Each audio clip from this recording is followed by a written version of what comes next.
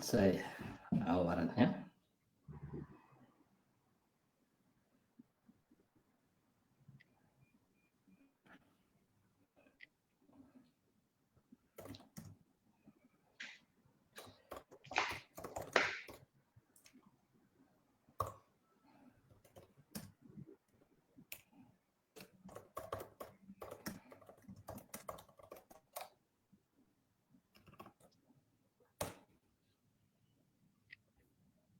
Ok.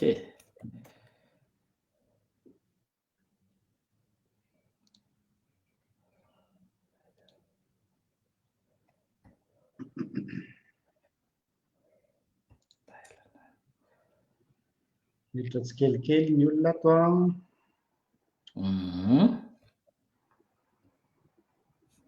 Miandrotsika.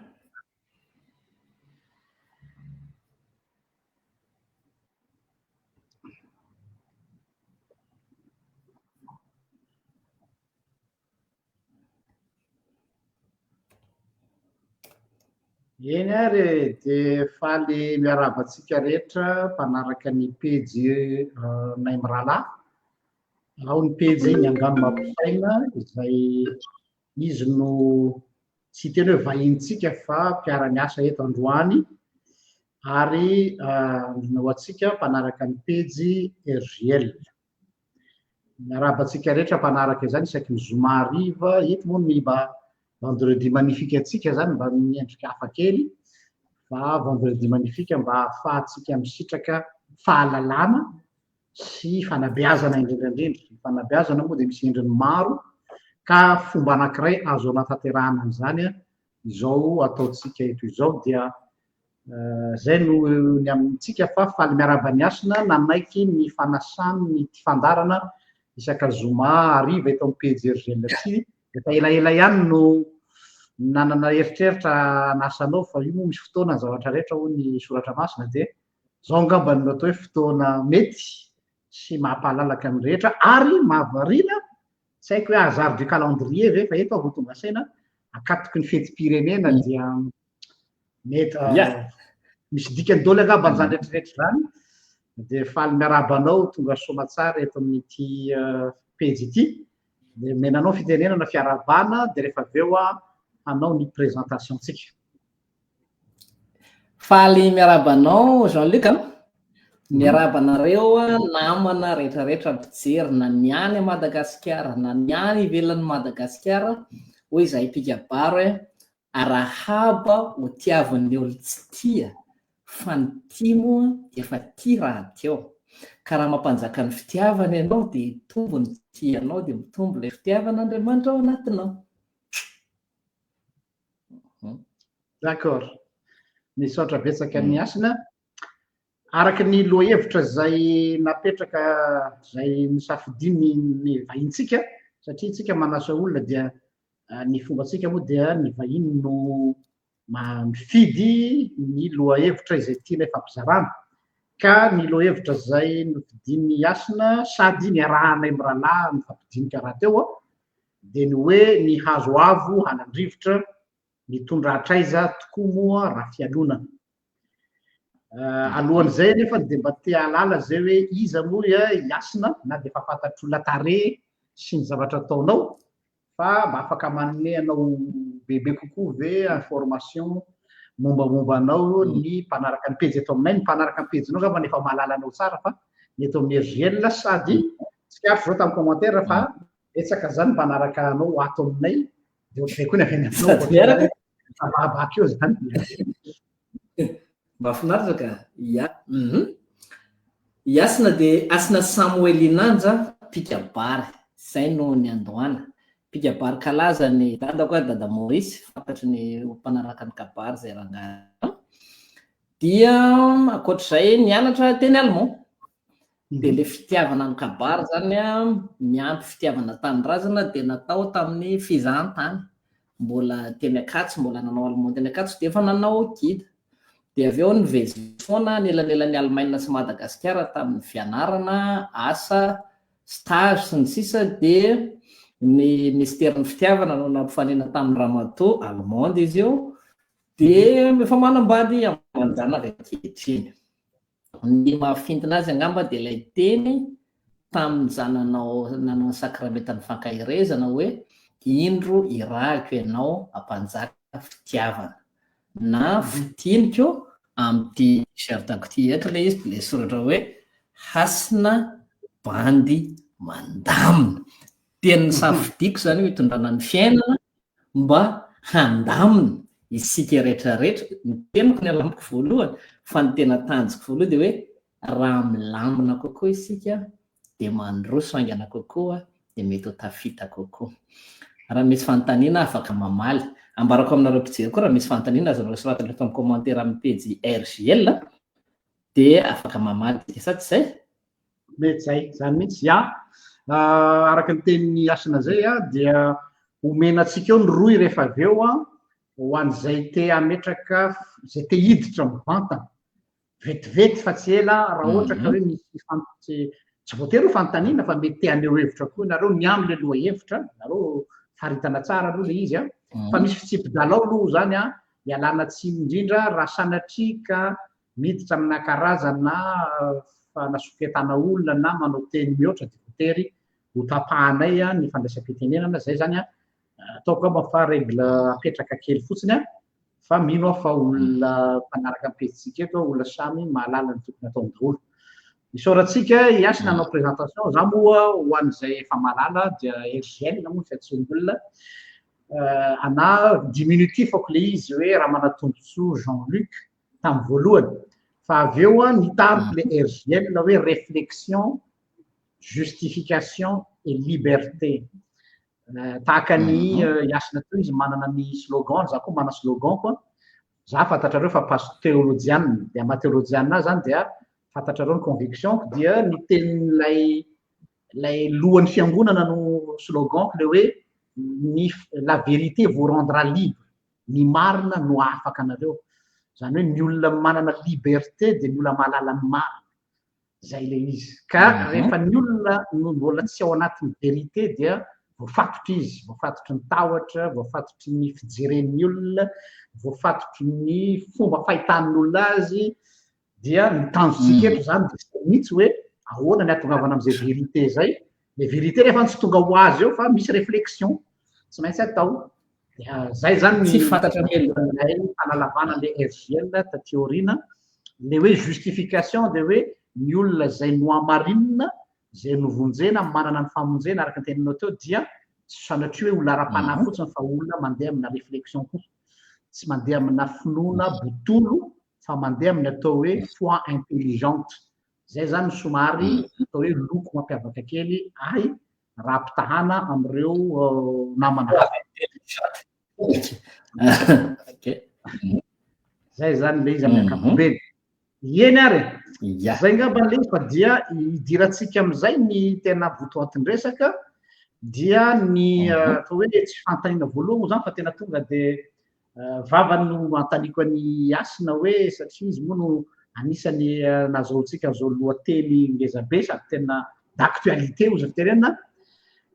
Ahoana marina moa fijerinao aminao manokana sy ny conviction-nao zany sy ny foronana anananao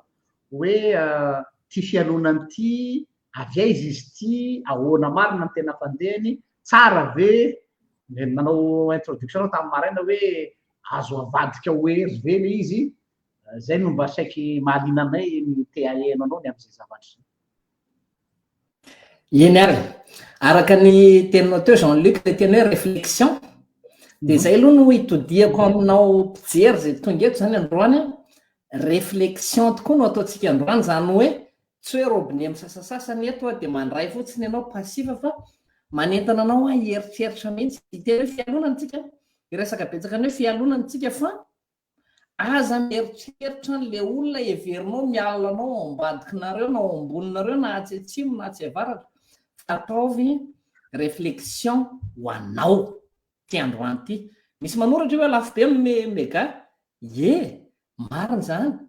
lafo ny mega efa naka fotoana zany ianao naka vola ianao engany mba mandeha ny jirany aminareo amin'izao fotoana zao dia araroty ny fionana androany azahoanao tombony aza tao rano mandeha amin'ny lamosiny kanakana fotsiny ka aza misalasala manao toay nanomana fandraisana naoty ary akoatr'izay aza misalasala ihany koa manoratra eto amin'ny commentaire raha misy zavatra tianao antaninana tianao lazaina tiako ambara zany hoe miara miresaka tsika androany interactif tsika androany zay zay dia ny sosokely isy fizarana telo ny fivorintsika androany na ny tafatafatsika androany ny voalohany zany dia le hoe inona le fialonana io amin'ny akapobeany inona avy no mety mahatonga ny fialonana ny faharoa dia hoe ahoana kosa ny fisehon'le fialonana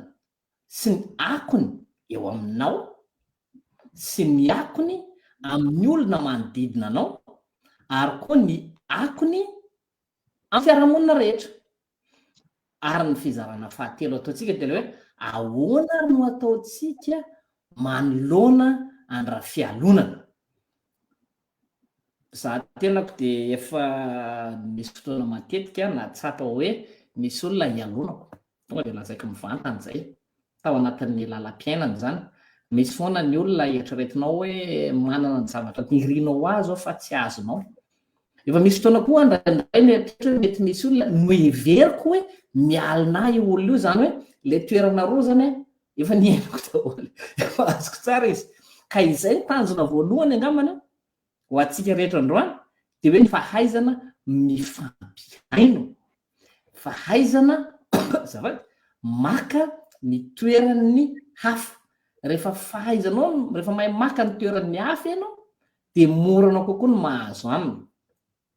anandrananao famaritana ko Jean-Luc azonao fianoana tsara azonao ampiana tsara raha ohatra ka hitanao hoe misy tianao asosoka amin'izany ny atahorako na aiako hoe ny avian'le fialonana voalohany indrindra dia le fiandrasana hoe ho atao mitovy fitondrana isika rehetrarehetra hoy no bolany taona dia ara-tsarety ny fiainana ny ambony mety ambany ny ambany mety ambony aza manao fitezana tsy indrinila tsika zany dia tezana ao anatina égalité pseudo égalité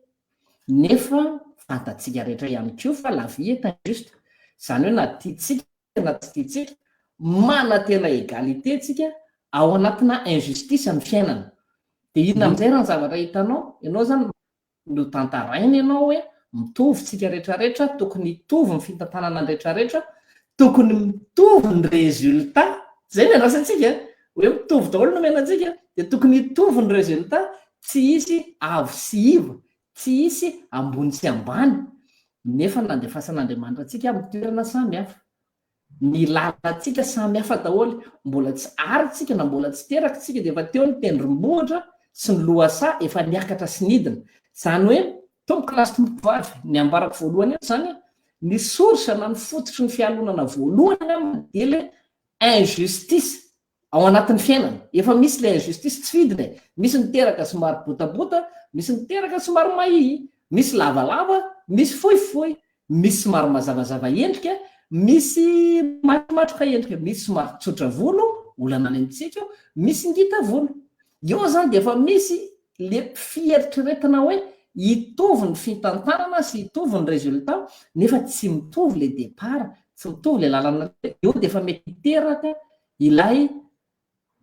fialonana izy manana ny ananako za tsy manana ny ananana ary matetika ianao mijery foana le any aminy ny mety faharoko le fialonana dia le hoe izy mahavita ny vitako zafady izy mahavita ny tsy vitako na izy mahazo manao izay tsy azoko atao mafy zany indrindrindra amintsika ray aman-dreny manabe zaza maromaro ny piray-tapo io endriky ny fialonana io andrandray tena ao amin'le sehatra kely mampiray-tapo mihitsy io no matsapa ny zanaka sasany hoe samihafa ny fitondrany dada sy neny anay dada sy neny mety mieritreritra an'izay fa hafa ny fijerin'le zaza dia eo zany raha misy zany sehatra voalohany anombohan'ny concurrence anombohan'ny fifaninanana amin'ny fiainana amin'ny zava-boary rehetra dia ao anatin'io piray-tapo io anareo miombona anareo miady fa samy dia raha tsy mitea azo ny anjarana na reny vorona kely anateran'ny reniny sakafo reny raha nge mifandrombaka izy eo miadin'le sakafony de eo zany zavatra anankiray hoe mety misy mieritreritra hoe mizana tsindrin'ila nahoany rony mahavita ny zavatra tsy vitanay iainantsika malagasy ny resaka volonkoditra matetika tsika matsapa mivantana na akolaka fa ny olona ohatraohatran'izao tsy tian'ny olona vary ary ny olona ohatraoatra de tsy tiany rehefa tonga ty de fanakalozatsika eo le izy de zay tsy fahafenony fahefana manao zavatra ray zany mahatonga azy koa eo zany a izy manana ny zavatra tiako ananana nefa tsy ananako izy mahavita ny zavatra tiako atao nefa tsy vitako na tsy azo ampanovina na miteratra tsy fidinao anao le izy ary ny fahatelo eritreretiko miteraka ny fialonana de le hoe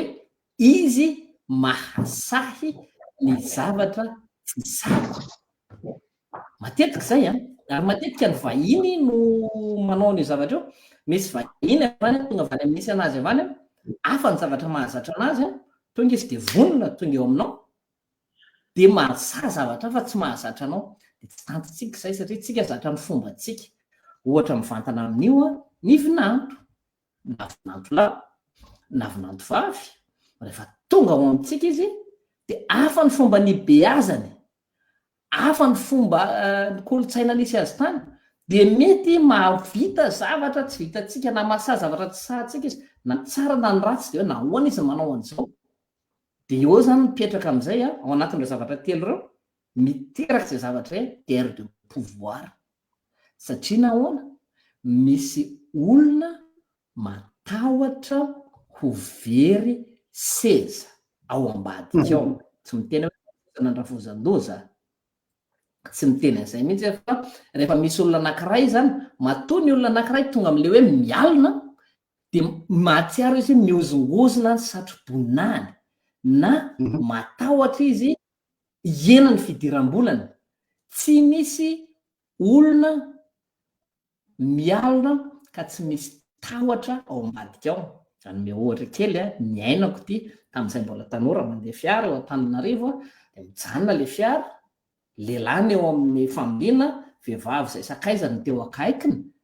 de mepita de misy olona mepita le vehivavy tsara tarehy mepita de na amin'ny lalana ohatr'izao le mpamily de jerevan'le vehivavy tsara izy zay ny volony ara tsy lava ohatry ny akory am'izay fotoan'izay zany ilay vehivavy io de natsiaro fa niozongozona ny toerany de inona nataony nitady aingana izy izay andreseny verbalement an'le any ivelany nefa nge izy a rehefa tao anatin'le fiara miaraka am'le olona za zany miteny sako zany milaza hoe nataontsika hoe tese voalohany am'ty zavatra zany hoe matetika ny fialonana dia mifandray amin'ny tahotra raha ohatra amin'ny lehilahy a matetika eo anaty fahitapo de eo foana le hoe je suis iza ny zokiny iza ny bokiny iza ny manam-bola iza ny tompony teny iah nge tsy anina raha tsy misy anay ianao nge tsy zao raha tsy misy anay de zay zavatra zay no mipetraka foana eo zany mipetraka le hoe guerre de pouvoir ao anatin'ny guerre de pouvoir tsy maintsy misy ray matahotra ny lefitra ao de zay no miteraka an'le fialonana zay no fijeriko atreto aloha raha misy azonao ampina na misy fanodanina ohatra misaotra betsaka ho anahy manoka raha mahatolojiana bien sûr moa zany zay avy ety amiko dia matona le fialonana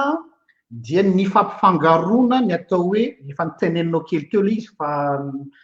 hitariko kely ny atao hoe égalité sy équité mialatsiny am'le teny vahiny tsy mitovy io zany nataonao ohatra mihitsy hoe miangy avy eo miankonana le izy hoe Andriamanitra matoa nomena figura hoe ray tsy resaka sexe le izy na genre io koa moa débat be tsy eto miresakytsika hoe lehilahy ve Andriamanitra sa vehivavy c'est pas ça le problème fa misy resaka fifampitondranony ambadiky hoe ray ka maharay azy dia oziziny fiteny vahiny hoe en gestion en bon père de famille ohatra zao ianao zao raika vahina manjanaka dia rehefa mananjanaka roa ianao mihoatra ny roa dia ny gestion en bon père de famille tsy égalité mihitsy ny fomba hitondranao ny zanaka ao an-trano fa équité azavaiko le izy hoe l'égalité masy de hoe raha mividy kiraro ho an'ny lehilahy matoa ianao a dia tsy tokony hitaky la faharoa hoe za koa tokony vidianana kiraro satria zay ny atao hoe égalité de manavakavaka i dada sy neny équité le izy ny équité de justice zany hoe les notions de justice hoe kiraro no ilain'ny lahy matoa fa ny lahevo na le faralahy mety hoe izy efa manana kiraro be dia be fa stylo tsy manana stylo ampiasaina izy any ampianarana dia raha vao jerena amin'ny égalité zany de hoe mividy kiraro ataontsika hoe raha ariary le stylo nefa mety hoe roanjato ariary fotsiny de miangatra zany dada sy neny nefa tsy miangatra fa zay maha bon père de famille azy hoe besoin ty faralahy ty stylo satria tsisy anoratana tsony mihitsy ary izy any ampianarana ka atao amin'ina moa kiraro tsy azona anoratana iny donc zany a ny ray mila kiraro satria raha tsy zay tsy afaka makany ampianarana ny ray mila stylo sinon tsy afaka manoratra de ny problème zany am'izay fotoana zay lay source lay ino misy filazantsika azy lay fialonana dia ny fieveran'ny le zanaka na ny ety ambany fiahina hoe tsy rariny de za manisany mivoy any hoe ao amin'andriamanitra tsy misy zany hoe rariny zany aloha ngamba somary mety manahirana hoe somary provocateur kely ny teniko le hoe rariny eto notion de grâce no misy le grâce le hoe fahasoavana le hoe inona ny grâce ilain'ny tsirairay dia ny fahatsapahany hoe ama grâce azy de hoe inona ny zavatra besoin ty olona ty de zay zany nanano no mitondra ny zavatra d'ailleurs na ao anatin'ny vavaka aza zay mahatonga an'le hoe tsy zavatra angatahanao akory no omen'andriamanitra anao satria izy tsy mandeha amina question na égalité fa mandeha amina équité zay zany ho ana manokana zany a de avy eo zay incompréhension tsy fahazahoana zay équité n'andriamanitra zay no mahatonga an'le olona tafalatsaka amin'ny fialonana hoe tokony omena kiraro koa aho satria zany le notion na valeur de eo zany amiko raha zay zao sy théorique be fa raha sur le plan pratique mba hatonga ny tena azo taina de anjaratsika ray aman-dreny ny mitaiza ny zanatsika ny atao hoe notion na équité iny ao an-tokantrano hoe ny dada sy mama de mahalala zay besoin nareo ny besoin no mitondra atsika fa tsy ny désir hoe za mila an'izao de izay zavatra zay zany a fanabeazana hatrany amin'ny voalohany mihitsy fa raha vao hoe atao zara mitovy daholo a dia tsy maintsy farany amin'ny fialonana io satria tsy possible mihitsy aloha déjà manimba akizy zay zavatra zay le hoe ampitoviana zay manimba zavatra zay ngamba ny iandro foana izy aiza le ampitoviana satria iandro foana le zaza tsirairay hoe mila atao mitovy daholo ny zavatra rehetra mila atao mitovy nefa le égalité ngefa tsy misy tena nandraisako lesona taminao teo le hoe na amin'andriamanitra tsy misy zany égalité zany satria na zaza teraka fotsiny nge misy teraka voalohany misy teraka faharoa misy teraka fahaenina zany hoe le zaza teraka voalohany any sitraka ny dada sy mama ho anazy rera ny zaza teraka faharoa efa nizarainy tam'le zokiny le zaza teraka faharoa amby folo zany a un douzième mampouvoir an'le voalohany tany am-boalohany no ananana fa tsy hiditra am'izay moa zany tsika ya ny raha sitra koa zany toyako raha misy fanontaniana afaka manontany any ngamba ho an'ny mpiaino atsika aloha raha ohatra ka misy aminareo te hiditra am'izay fantena voalohany zay a dia afaka mandray anjara fa ny fitsipy-dalao averiko indray tsy maintsy mampiseho-tare nareo eo amin'ny caméra satria mila fantatra hoe iza isika no miaraka eto de fa io ny roy zay averiko indray mandeha eto angambany izy dia mba tsy mivoaka n'ilay sujet fa zay tena zavatra antony resakitsika eto no resantsika ato zao matazana ny misaina zany aho tsy sary dia mialako tsiny amin'ny misaina tsy afaka apiditra anao aho raha tsy matazana ny sarinao satria misy karazana couloir kely moa ato amin'ity plateforme ty ahitana hoe izany ao dia raha ohatra anao ka te hiditra misay io izy afaka zay io izy fa miarabanao zay misaina tafiditra somatsara eto amin'ny ty dindinika ty omena eo amin'ny 3 minitra eo na 10 minitra farabeny satria tsika mbola be ny zavatra resana mahakasika zay fanontaniana zay aminao inona ny hoe fialorana na avy amin'inona no mahatonga an'izany miarahabantsika rehetra dia misaotra manome sehatra pastera sy Iasina efa ohatran'ny Jean-Luc amin'ny sy Iasina fa izy zao Iasina dia za Jean-Luc fa tsy efa voatery daholo fa za moa zany plutôt orienté ina moa hoe orienté chrétienne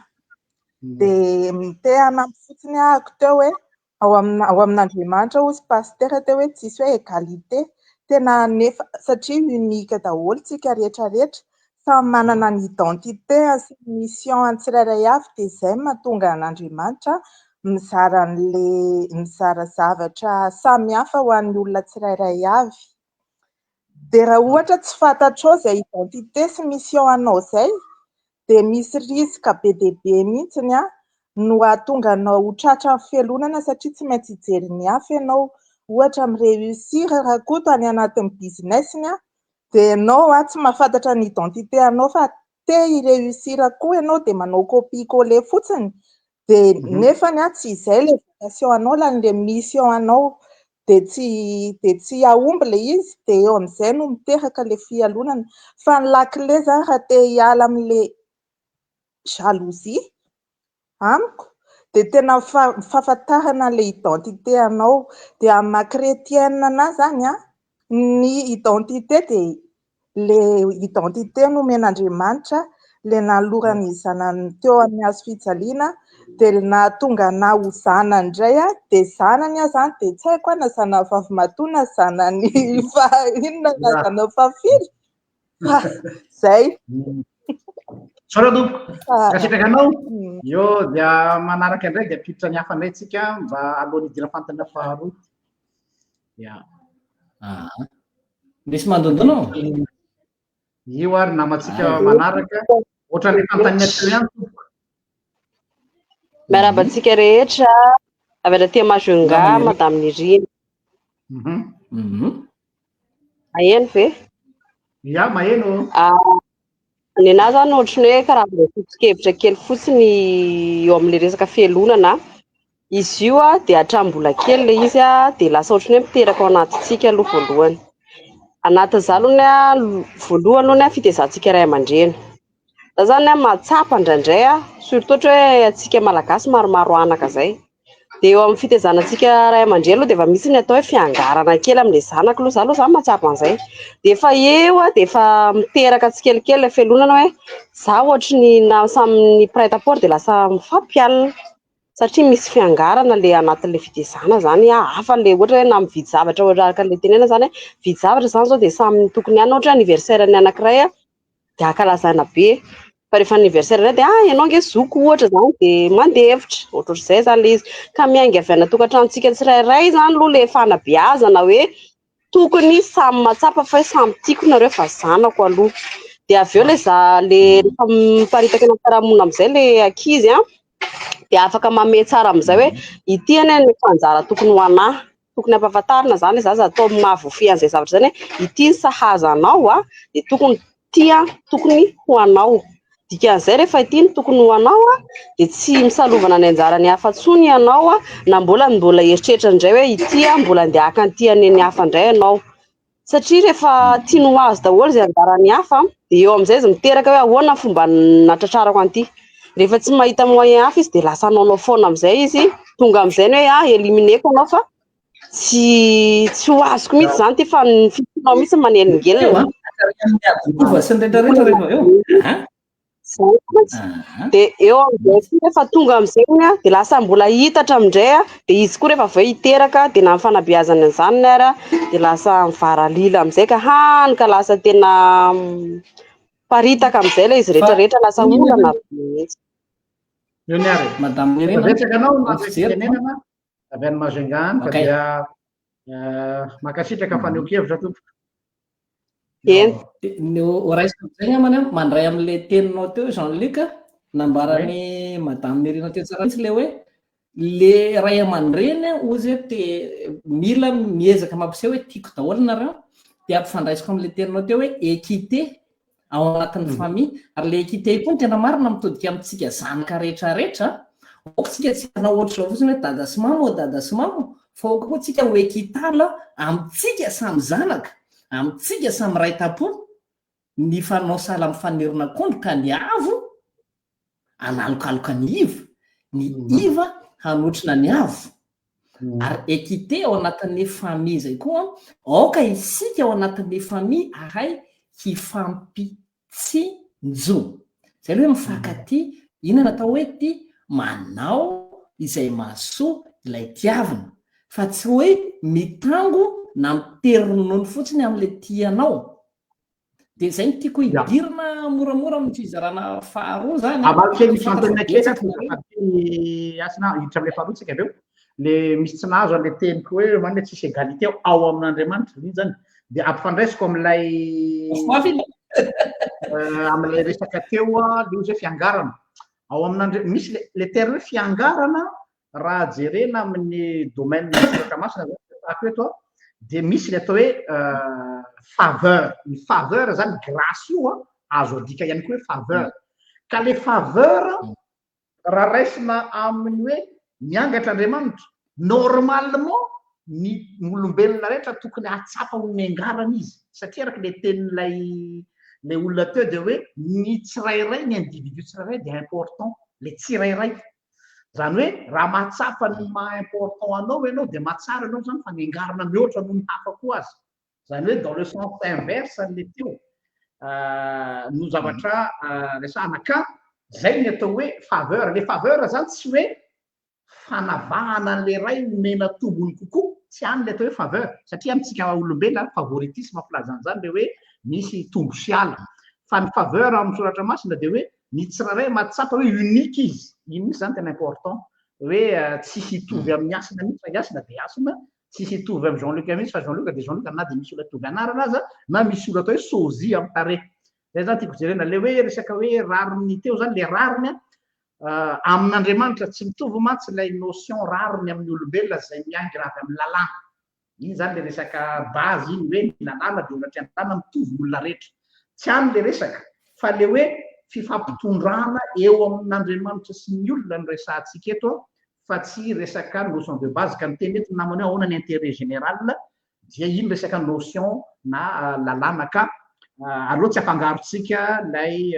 le resaka famanjary resaka zay ngamba fa meko anao nitoy any amin'le faharoa tazako fa misy amical fa mialatsiny an'ireo namana zay niditra reo fa aloha ngamba any amin'le fizarana faharoa ianareo vao mampiditra anareo zahay fa de na mandeha de mandeha ya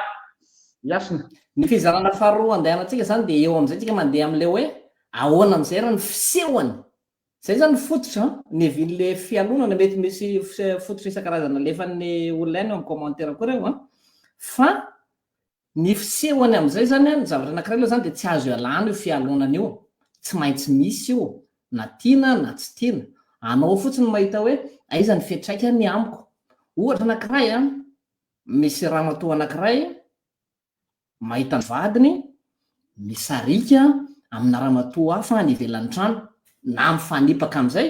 misy rangahy anankiray mahita ny vadiny misarika amin'olona hafa ny ivelany de eo mampifandray anazy amin'ny teny frantsay zany de mitovy mihitsy hoe jalousie sy ny jalousie asarotam-piaro sy fialonana satria mieritreritra io olona hoe nahoana no tsy izao mafy amintsika zay zavatra zay de le fahatsapana am'izay hoe tsy zany eo amin'iny de marary miteraka zavatra ao anatintsika zany raha misy aza anankiroa eo zarainao zavatra ny anankiray mahazo misimisy kokoa anankiray mahazo kelikely kokoa nahoana no tsy izao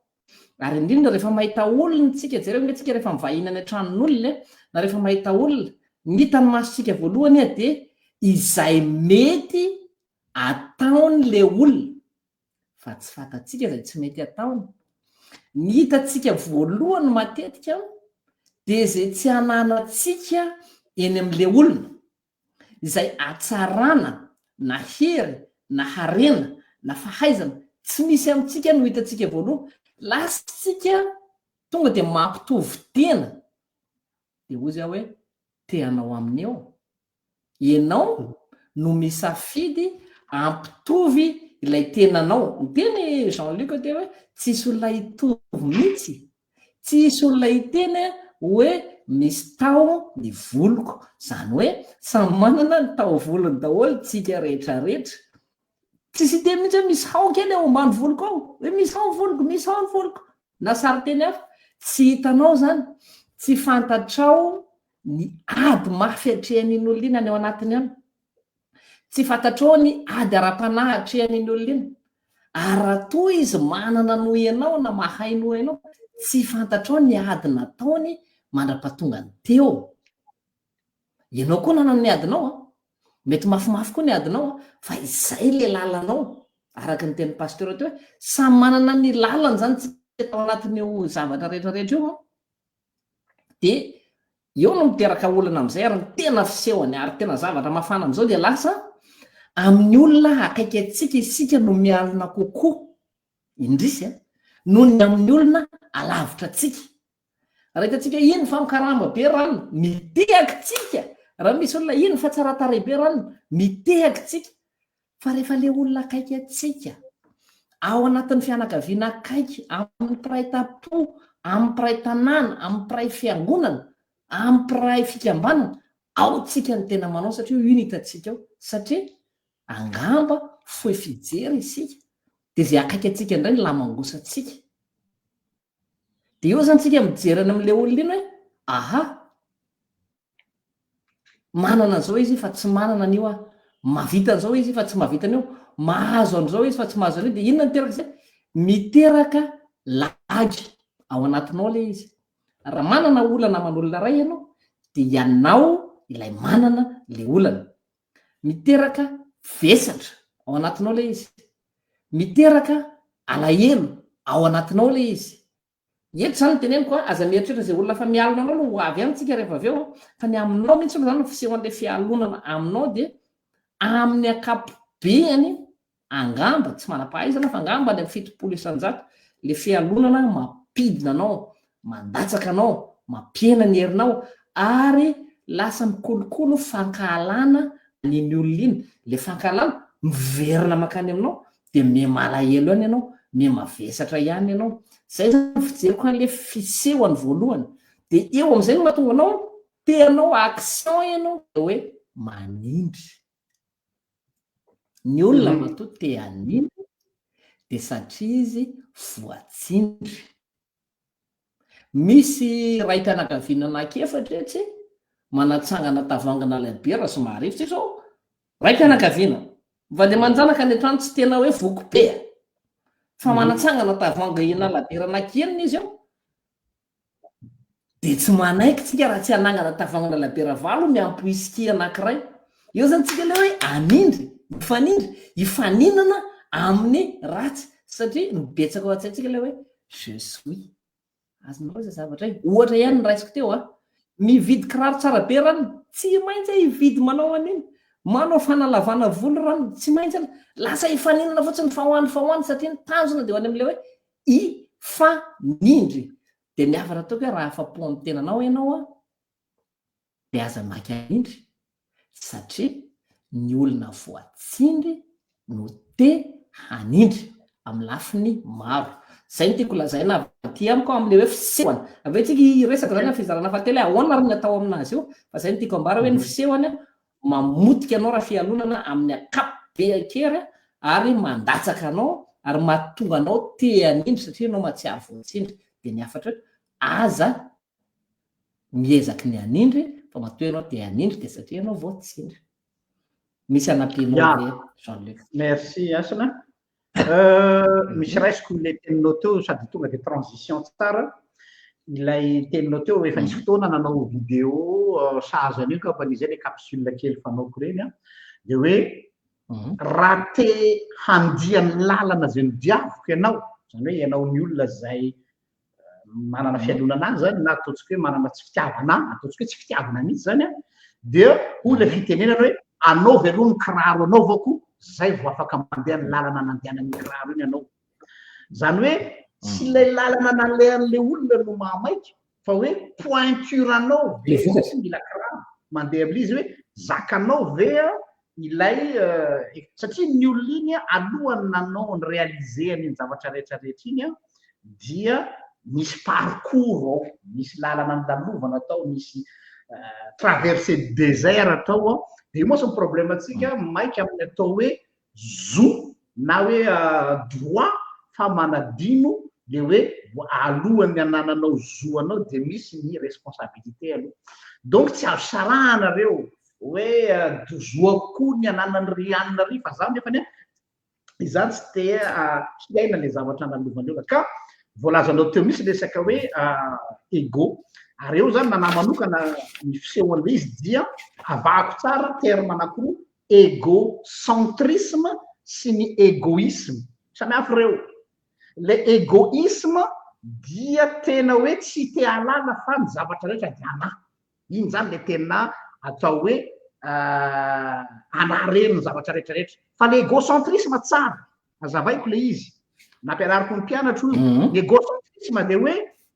centré am'le individu zay le izy ohatra ny zavatra zay ataoko rehetra zany de hoe izaho araky le teny ranabavy teo atraizany limitiko io koa zany mila manaiky ianao hoe za manana limite satria misy olona mieritreritra ny tena no andriamanitra illimité atreto ny limite zany hergel zany amin'ny fiainana ninona vingadrako sy ny hoe mila conscient nature koa zany hoe je suis limité de là à là na compétence ary io tsy voatery hainao iasina amin'ny teny allemand satria iasina nandany fotoana nanatra teny allemand de tokony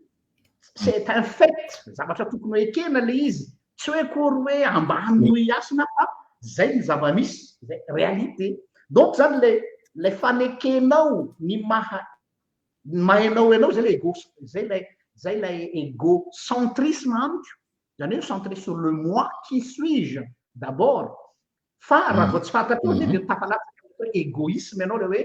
anadao zao rehetrarehetra zao za koa mila anany allemand anany manao tourisme nefa za koa sady anao pasteur de ataoko dolo ty rehetrarehetra tya de farany a zany iny miafarany ambony io satria lasa manelingelina am'lay olona ny fisiandreo olona zavatra anankiray ihany koa hitako le fisehoan'lay fialonana dia misy le atao hoe effet miroir efa nresako teto zany ohatra hoe ny tsika sianao zao fanatrika ohatra zao de misy effet miroir hoe eo ampiresanao iasina de misy écho aty amiko hoe misy zavatra tsy ananako any amin'ny asina dia hoe le ty koa miseho azy milay alatsina ataoko mahitsy be ohatra reny izy au lieu de hoe raha iasina tena mba ahoana ny tena naiza sean'lay miteny allemand fa mba mety misy fikafika ve ohatra au lieu de ny reconnaissance nao ny manquenao zany tokony hitadiavanao aide fa tsy hoe satria ianao no nanao effet miroir ny manque aty amiko dia éliminer de vice versa koa le izy zany hoe reconnaître ny limitenao de zay reconnaissance limitenao zay mahatonga anao mila ny hafa de eo zany ny amaha kristianina ny atao hoe amour ny fitiavana io mosa tsy théolojika fa tena resaka terre ny amour dia ny fahafahanao hoe misy banga ao amiko ka mila ny hafa any principe ny amour de lasa tiako le olona tenanao mafinaritra le olona mafinaritra wow tena zany kapasany zavatra iny zany kosa raha ohatra ka raha mba zarainy ho an'ny fiarahamonina ho an'asy izy de mety mba ho lasa le ohatr'izay mahatonga le firenena sy tafa hoe mba ho tafa ihany le Madagasikara satria ay hoe misy bandy ohatr'izany any ay hoe misy vehivavy ohatr'izany any io zao mialatsiny mamono anarana foko anisan'ny tena itsiriritako ny foko atandroy io ho anao zay manao tourisme angamba mahita tsara ny toetra ny atandroy par rapport ny foko hafa ao Madagasikara ny tandroy manana toetsaina ny tribu tamin'ny andro taloha le hoe tia ny héros anay manohana an'iny daholo ny village ray manontolo fa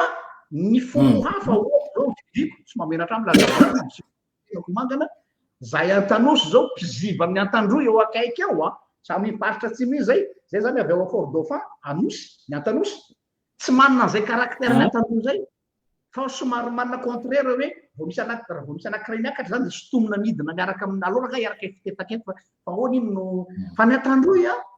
ninninona olazainao aniny avaniny mety hoe extrême andray a dia zao iny ny eroany zareo dia ny fahatsapahany hoe izy tsy afaka dia manohana an'iny eroany iny izy satria avy eo iny eroany iny manana tsy hoe redette morale fa manao mialatsiny amin'ny teny varaminana ruissellement une fois zany izy koa avy eo afaka manome makaty amana zany hoe tena mifameno tsara arak'ilay zay zavatra zay fahaizana mifameno zay zany le izy ka aminy zao mila hay tsara manavaka le égocentrisme sy le égoïsme zay no ampitrona anankiray tsika efa misy tazatsika ny radio fa ely izy metsika sehatra izy miaraba ny radio arson tafiditra somatsara omena 3 minitra eo anao ame raha misy lazainao ny am'izay fanontaniana teo zay misaotra betsaka napiditra dia fa miaraba anareo amin'ny voalohany azafady fa efa tokony efa elaela zatra dia fitipitingo kely fotsiny aloha le thème-ntsika eo zany le hoe taizany ny atombohan'le fialonana raha tao amin'ny baiboly fotsiny zao dia efa nisy zany hatramin'izay na tamin'ny zanaky Kaina sy Abela zay natonga anazy namono ny rahalany raha dia tsika taty amin'ny andron'ny Abrahama dia Isaka izay nialonany fialonany rahalany nasimba ny natonga hoe tia mikasa hamono zany hoe zavatra zany ny fiatraikany any amin'le fialonana zavatra ray indray nefa mahatsara an'le fialonana ohatra misy lafiny tsara zany ohatra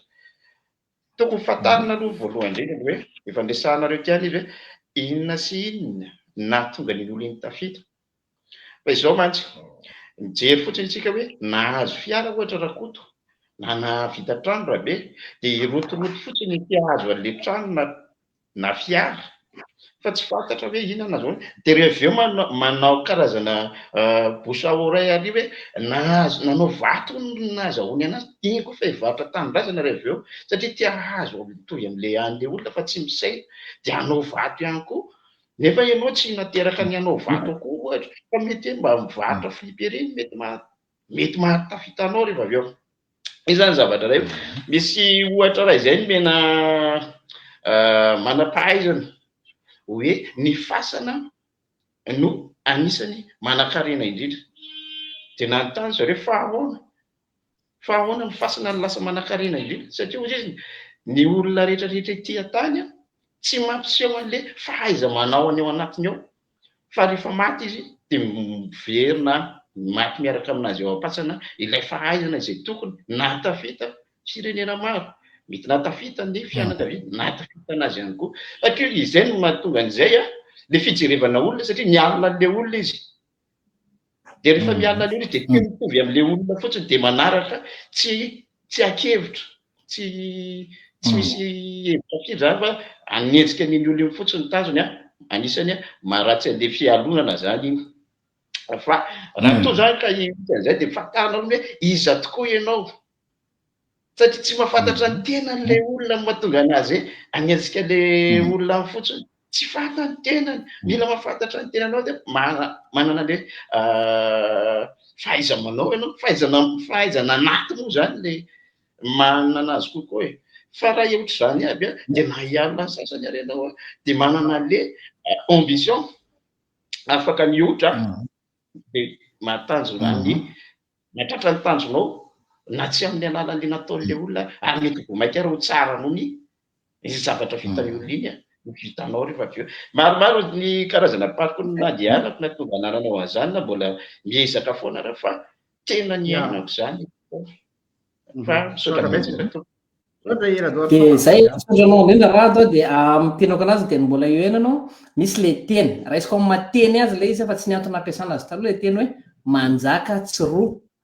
tsika mieritreritra foana tsika ny tena rôlina be dia zay no mahatonga fiarah-miasa malagasy maro mitsefotra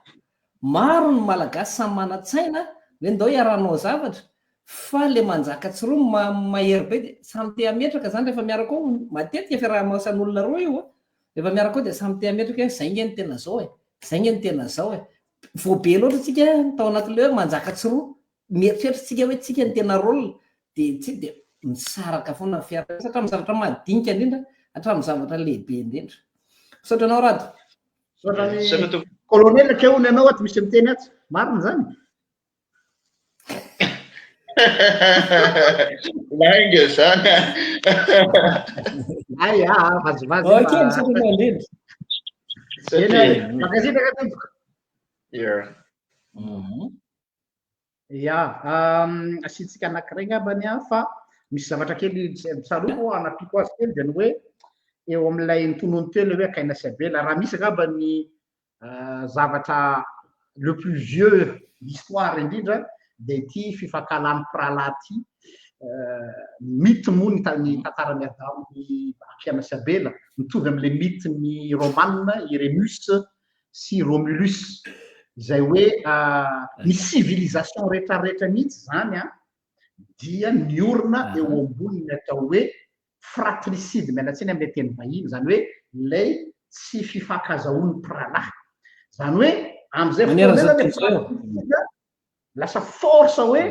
tsy nisy civilisation niorina moramora zany fa tsy maintsy mitandrina foana ny amin'ilay hoe ny misoratra maso anao hoe ny ankonan'ny olona ihany no fahavaliny zany hoe anjaranao zany mieritreritra hoe ty olona ty donc nefa ny amin'izay fotoana izay ny fahalalako fa mety ho tsy hoe adversaire zany fa mety miandrany fotoana anankiray ahatonga anahy ho lasa performant kokoa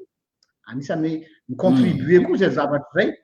dia rehefa performant dia afaka mamokatra sy miatsara fa ny vokany anankiray izy ngezabe amin'ilay resaka le fialonana dia lasa ina moa zany lasa misy cercle vicieux dia lasa atmosfera mavesatra le fiarahamonina tsy mifampatoky intsony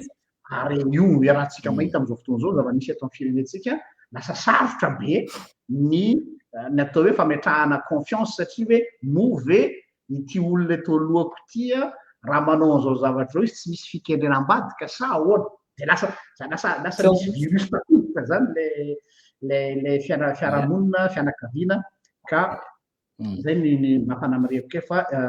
aloha ngamba misy olo anankiray ty ampidirintsika farany dia hiditra amin'ilay tapany fahatelo sika monsieur Adrien faly mandrainao faly mandratrika tsirairay avy salama salama zao mihitsy ny débat ilaina eto Madagasikara zavatra ohatra zao satria matetika zany ny sika lasa ohatrany hoe rehefa manao Facebook sy any hoe dia lasa mifanompa sy ny karazana fa le resaka hoe éducation civique ohatra zao zany ilaina satria bazina zavatra be dia be mihitsy eto ambonin'ny tany zany resaka hoe fialonana io na hatrany amin'ny baiboly ao efa nisy an'io hoe mifariseo sy ny mpanora dalàna zao hoe ny alina ny Jesosy satria hoe nitondra fampianarana vaovao sy ny karazana fialonana io tsy azo ialana io e misy io misy io na tiatsika na tsy tiatsika efa misy io aloha misy efa mipetraka zany io hatramin'izay arikaina Sabela reny efa hoe nitantaraina teo fa le resaka zany dia hoe tena problème zany le jalousie maladiva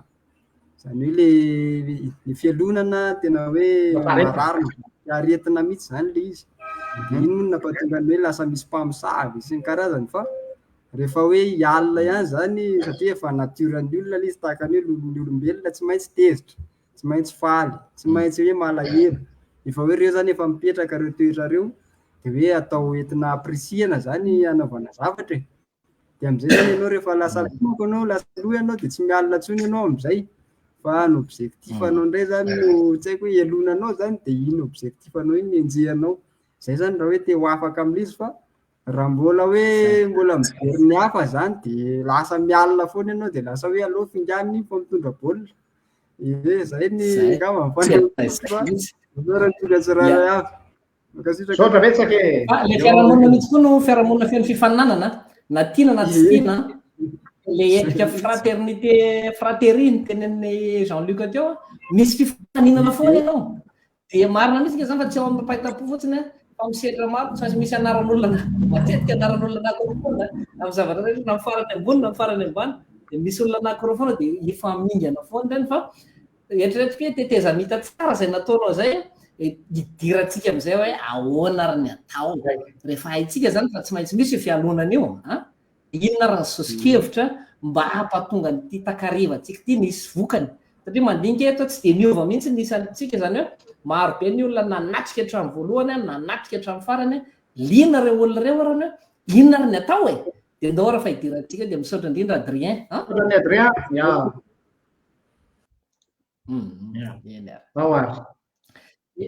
raha za zany no ny zavatra tsapatsika rehetra eto aloha zany de mankarary io fialonana io na tianao na tsy tianao vesatra ho anao io zavatra io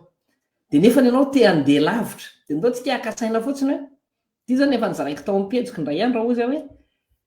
ny vorona te hanidina avo tsy mitondra vesatra eritrereto ny fonao zany vorona eo eritrereto vorona avy manidina de misy biriky anankiroa miantona amin'ny tongony tsy lasa lavitra izy de ohatran'ny fonao mila fiadanana ny fonao mila filaminana de ianao ihany no mampiditra le rano maloto ao anatiny satria ny fialonana miteraka ady na tianao na tsy tianao ny fialonana miteraka ady ny ady miteraka alahelo mandany fotoana mandany hery mandany vola makarary ary mety mahafaty malala ohatra maro nareo averiko tsara ianao zany no ira fialonana ao anatinao de hiteraka ady aman'olona raha hiteraka ady aman'olona ianao de ho reraka ianao ho fian'ny fahakalana ianao hiady ianao arary ianao ary mety ho faty ianao na le olona am'izay le vorona kely anankiray tsy ny alina efa manidina izy de efa lasa lavitra afatra tsotra zany tiako ampitaina aminao de ny hoe anao no manapa-kevitra rehefa misy zavatra renao mahatonga anao hialina na misy olona everinao fa aminao de ao aminao ny baolina averiko ao aminao ny baolina de hoe aminao hoe safidiny ianao ho raisinao ambony sa ho raisinao ambany ary amin'ny zavatra rehetra mitranga amin'ny fiainana mihitsy io aza maika isafoka aza maika hoeto fa eritrereto foana hoe ho raisiko ambony ty zavatra ty sa ho raisiko ambany ty zavatra ty entiko mampisondrotra avy le zavatra mitranga eto sa entiko mampidina ahy de midingana voalohany indrindra za moa zany miteny ndraiky foana amin'ny olana rehetra ekeo na ovao na ialao le ekeo de zao manaiky ianao d'accord manaiky ianao fa misy olona tsara noho ianao manaiky ianao fa misy olona manana noho ianao manaiky ianao fa misy olona mahay noho ianao am'izay fotoana zay rehefa manaiky ny fonao zany aloha de efa miatsasany loha zay efa milamindamina d'accord manjy izy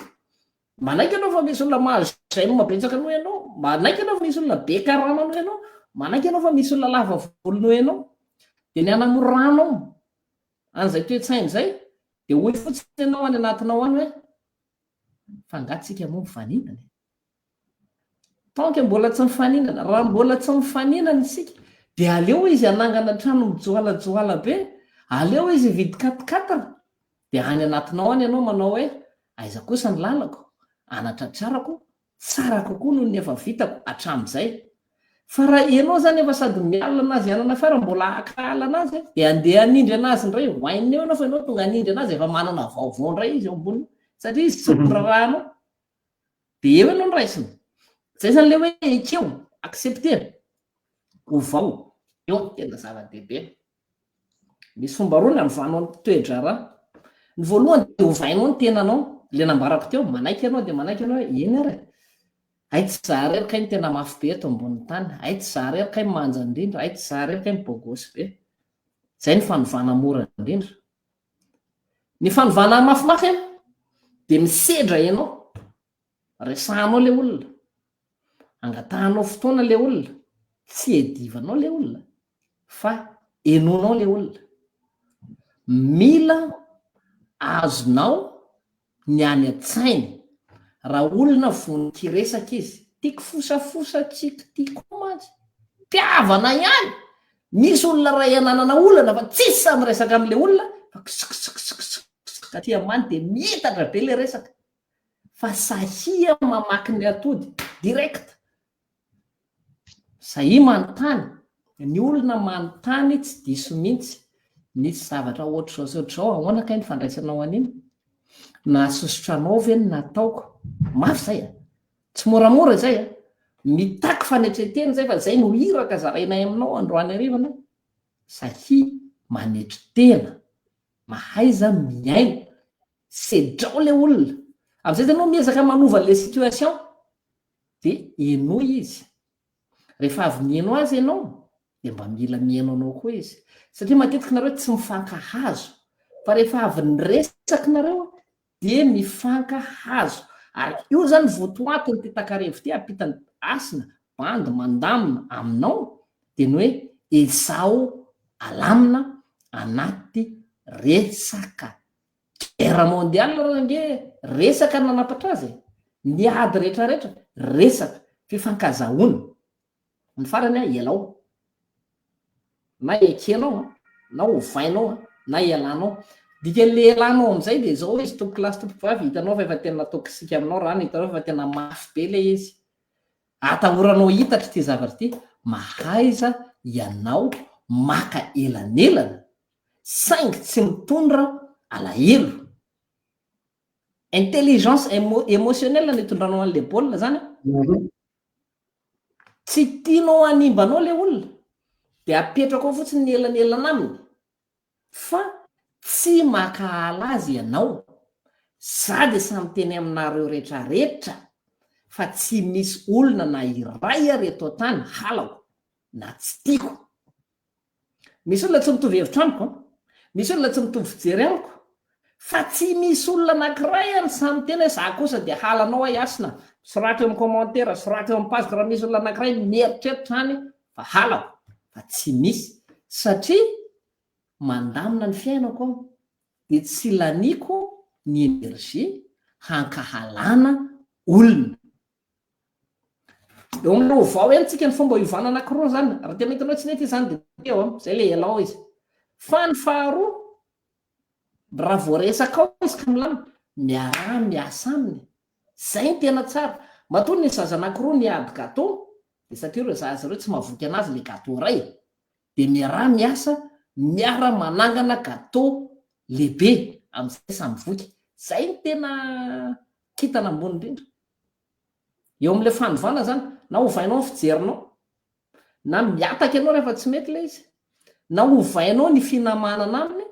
ahatonga anareo mpiara-miasa fa izay ny tsara indrindra hoe raha ny mpifanonana zavadikely raha ny mpifaninana ny mifampialina no mahay mifankahalala misy ohatra vitsivitsy ny ainako tamin'ny fiainana olona nanana fahasarotana tamin'ny fifandraisana tamiko na nananako fahasarotana amin'ny fifandraisana taminy fa rehefa fampiresaka tsara izahay de lasa mifanoana sy miara-miasa ary malala fa nisy olana sy disadisy io tany aloha tany fa mifanaja za zany tena mafy io lalan'io fa azo atao fitianiko arantenika de hoe ny atody ny vorona anankiray raha ivoaka ao anatin'ny atody de izy no mamaky ny atody avy ao anatiny makany ivelany ahafahany manidina ho lasa aina raha ny atody ny vaky avy ao anatiny de lasa aina lasa makany alavitra izy fa raha ny atody ny voavaky avy any ivelany de maty izy de potika zany hoe raha fialonan'ny hafa no ataonao mamotika anao de lavo ianao zay le raitsinao ambany fa raha iny fialonan'ny hafa iny ny sedrainao na ialanao isondrotanao atonga anao lavitra indrindra tsy ny rano manodidina ny sambo marendrika azy fa ny rano tafiditra anaty sambo ko mahaiza tandry tena sotra tompo mampatsiaro aly lay citation misoloza hoe tsy azonao sakarana midina eo ambony lohanao ny vorona fa izy tsy hanorina trano ambony lohanao no atao mitovy am'le teninao zay ya fa iverana kely alohany amin'ny tovizako aminao fa misy olona vitsivitsy maromaro miditra fa araka aveo mampiditra zay azo ampidiritsika fa lay vokany teo zany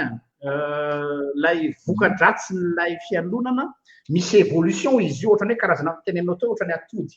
zany hoe raha misoratra masina ny jerena de hoe ny filana rehefa toritoronina de tonga otra le hoe toritoronina zany ohatrany hoe atody ampidirina ao anaty couveuse dia rehefa masaka le couveuse izy lasa akoho zany hoe mbola tsy akoho iny fa mbola atody donc le moment ivadiany ho lasa akoho no tena jerena zany hoe rehefa tafiditra zany le atao hoe matsapa zany le olona raiso zany atao hoe manao effet miroir mahita ny asy zao zao de hoe tena asina mahay allemand be za tsy mahay allemand mihitsy donc mipetraka natimana tsy tiana le fampitahana avy eo misy désir am'izay ho amiko hoe ahoana nitovizako amin'ny asany de nao anatin'ny saiko manana solution hoe bon pas de solution de facilité hoe ohatrany manahirana ny fisin'le rangainy aloha izy raha élimineko de am'izay tsy manelingelina zay zany hitako fa mivokany koa vokany koa zany de hoe lasa tsy manana estime de soi tsony le olona ary efa tsy manana estime de soi izy dia lasa hoe ennemi amin'ny fisinao zay le problème zany hoe rehefa tsy manana de lasa fahavalo ny fisiny l'existence iny le phrase malaza be am'izao hoe merci d'exister ny olona mahateny an'izay de olona manana estime de soi izy dia manaiky ny fisin'le olona ka tena mahaliana anazy teninao zay tena mahaliana anazy hoe vokatry ny tsy fisin'ny estime de soi ao anatiny tsy misy lay izy de lasa olana amin'ny fisinao voilà zay misy le izy kanefa zay principe de force le hoe tiavana namanao tahaka ny tenanao io le hoe tiavana namanao tahaka ny tenao de hoe le effet miroir zany tokony micréer hoe tahaka ny tiavako anao koa ny tiavako any asany ary tahaka ny tiavako any asana koa ny tiavako anao zay le hoe tiavana namanao tahaka ny tenanao mahatonga an'le fahakalana zany de satria tsy mahatsapa tafiditra le virus hoe misy tombo sy ala eo anatrehan'Andriamanitra tsy misy zay zavatra zay moa le resaka tary aloha tary misy anankiray ihany koa fanazavana kely ny am'le resaka l'estime de soi teo lasa simba zany lay estime de soi na avahako kely hoe estime de soi sy hoe fiheveran-tena ho zavatra samy hafa reo le fiheveran-tena ho zavatra zany ohatran'le hoe égoïsme sy égocentrisme rehefa tafiditra le fialonana de lasa tafiditra ny atao hoe fiheveran-tena ho zavatra hoe enao rery no zavatra fa ny estime de soi amiko de hoe ireto ny maizy azy ny fiziako ary ireto ny limitiko de rehefa tafiditra le fialonana tsy mahita an'izay limite zay tsony fa lasa mieritreritra hoe za tokony illimité tsy manaiky lay fiziana nomen'Andriamanitra io zany filazanay azy amin'ny sehatry ny teolojiana de hoe zay le ota lasa tsy mahita afa-tsy ny tenan'le olona ary zay mivokatra grave be ka mahatonga an'le fratricide miverina kely am'le tantarany Kaina sy Abela misy processus nahatonga an'le famonoana le processus nahatonga an'le famonoana mbola vao nanomboka ny alina i Kaina de efa niteny taminy izy ao texte zany resatsy niteny tamin'ny Kaina Andriamanitra hoe mamitsaka eo ambaravarany fonao ny ota zany hoe efa mbola tsy tonga eo am'le etapin'le fahakalana ratsy izy fa efa manomboka io le izy efa mamitsaka de tiako be le sarin'le mamitsaka raha jerena am'le teny fototra nanoratana azy de hoe tahaka ny liona efa miandry fotsiny ao ambadiky ny kiritrana hoe iny fa mandalo lay ondrona tsy fantatro samborona dia niteny taminy Andriamanitra hoe fa maninona no malahelo ny tarehanao zany hoe Andriamanitra zany efa niditra nanao modérateur hoe avoay ilay zavatra mangidy ao anatin'ny fonao fa raha vao tsy avoakanao io de tsy voafehinao ary ne tsy ndriko tsara zay niza lehilahy hita ambony tany na nianatra izy intellectuel izy manana fianarana lalina ambony tsy voafehy io fahakalana io rehefa tena tonga am'ilay etape mivadika ho akoho le atody donc zany ny fahafantarako ny tenako dia mila mievacuer an'io de zay natonga an'Andriamanitra ny teny hoe fa inona no mahazo anao ka raha tamin'iny fotoana iny izy za samy pari mihitsy niova ny tantara raha hoe niteny tamin'Andriamanitra hoe tena tsy zakako ranga le position ny Abela sura fa tsy vitany namono azy fa le izy nikoboniny tao de niotrika tao de iny le vokatry le fialonana tsy maintsy miafara amina crime satria matsiaro maratra izy matsiaro mietra izy matsiaro tsinitsiny izy mieritreritra fa tsy tiana mihoatra n'olona ralany dia tsy maintsy tonga am'le point du non retour ozy mbaza hoe tsy maintsy miafara amina crime indraindray ane reny olona mahavita mandatsaka ny olona reny a rehefa mandeha ny ankety a dia gaga ianao maheno hoe tsy olona tsy ampozonao le olona namono hoe possible ve hiasina zao ohatra hiasina zao tena tamiko hoe za tsy manana eritreritra tsy manisy olona ratsy kanefa ndraindray zay le maha-olombelo anao tsy io tempérament io fon'olombelo io fo io mantsy soratra masina miteny hoe ny fo manana aretina tsy azo sitranina izy tsy miteny hoe sarotra sitranina zany hoe io fo io tsy voafeh io donc no le fo tsy voafeh zay indrindra no mahatonga le hoe mila aboraka satria mamono anao aloha voalohany indrindra ary avy eo mamono ny hafa ka ho anahy manokana zany hoe inona no atao a za zany hitako hoe za zao tsy katolika ianao katolika za zao luteranina fa misy zavatra tiako be any aminareo katolika lay kofesy fa saingy ny tsy nitiavako le izy fotsiny ny fonana fa za zany objectif a le hoe miresaka amin'olona hoe andeha teny amin'ny opéra hoe za tena le tena mahay teny allemand be za tsy mahay allemand mihitsy fa ohatran'ny tena tady farorasanay aminy a fa amiko zany tena ilaiko be le hoe mila ohatra karazana box aseko hoe aiza misy toerana ohatr'izay toerana anankiray ahafahan'le olona déverser mihitsy ny zavatra rehetra ao anatiny aminao tsy voatery hoe olona io mety hoe psychologue be io mety hoe pasteur ve mety mopera be io mety hoe accompagnateur anankiray be mba au moins aloha zany izy mivoaka le fangidina fero ao anatiny ao mba ahafahana mikanalize azy satria tsy tany fa ohatran'ny barage io rehefa tohananao le rano farany mipoka dia tsy maintsy asiana trop plein tsy maintsy hipoka ny plan oui zay zany ahoana ny ahafahana manampy azy mikanalizeny io mba tsy hifototra amin'lay tsotso satria tsy voatananao io amao eny filazana azy amapanotanao noho izany zany a ya zava-dehibe zany rehefa misy fankalanana fialonana ao anatinao a adidinao no mamoaka azy amin'ny alalan'ny teny amina olon-kafa na amin'ny zavatra hafa na amin'le olona concerné mihitsy zay zany raisiko amin'ny teninao teo hoe aza vele kobina aoka ilay atody le liona mamitsaka tsy hitombo oka le atody tsy ho lasa akoho fa manjary lasa action le izy fa teneno zay zany mystère-ny teny zay zavatra zay rehefa mba misy olona izaranao anazy dia efa mba miamaivamaivany ianao aloha anatiny ao zay ny tena zay amiko ny ankoraisana ny vavaka ana zany vavaka nampianariko teto a tsy voatery hoe resaka amin'Andriamanitra fa terapia le vavaka zany hoe midia amin'ny efitranonao manginginao zy jesosy dia miresaha amin'Andriamanitra zany hoe le anao tena hoe afaka tena hoe déversenao mihitsy na hatramin'ny teny hatramin'ny tsy zakanao hoe satria tonga dia efa manamaivana zavatra be dehibe zay ampiditra olona anankiray ngamba antsika aloha satria efa mandeha kely any ny fotoana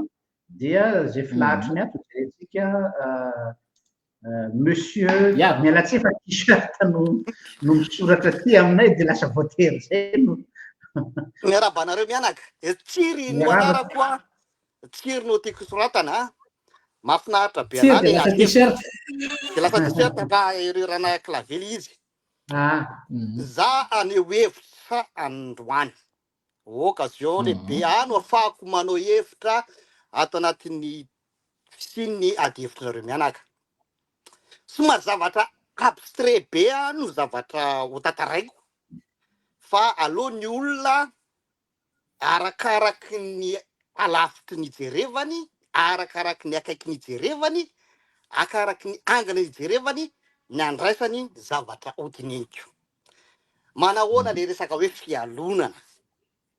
angamba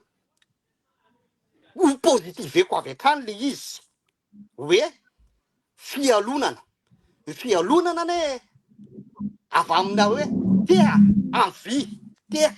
te dia lasa fankahalanana izy dia ataontsika hoe fialonana fa maninona tsy natao hoe fitsiriritana ka izy io ny fiarahamonina mihitsy ny lasa manefa atsika ny ao an-trano mihitsy ny lasa manefa atsika dia manimba atsika an'le te le envie te fa lasa zany isika makany amin'le fialonana fa tsy makany amin'le fitsiriritana le te ho raha mahitany hoe fombazany anankiray tsika dia hoe mba te ohatran'iny ahy azonareo fa tsy tonga antsika fa ny ao an-tsaitsika dia hoe tiako ty azonareo zany zay lasa le fialonana fa tsy le te lasa tsiritra tsy haitsika tsony mametraka ny daolina zany azonareo fa rehefa misy olona ataotsika comparaison ifampitana amitsika de cibletsika de lasa ligne de mira de potihana fa za aloha tsy anatin'izay tsony a zay fa samy laza hoe tsy eo zay mahampitria le zavatra teneniko tany am-piandohany azonareo za zay arakaraky ny anglais tsirairay oa nijereny zavatra tenenina sy ny zavatra horaitiny mazava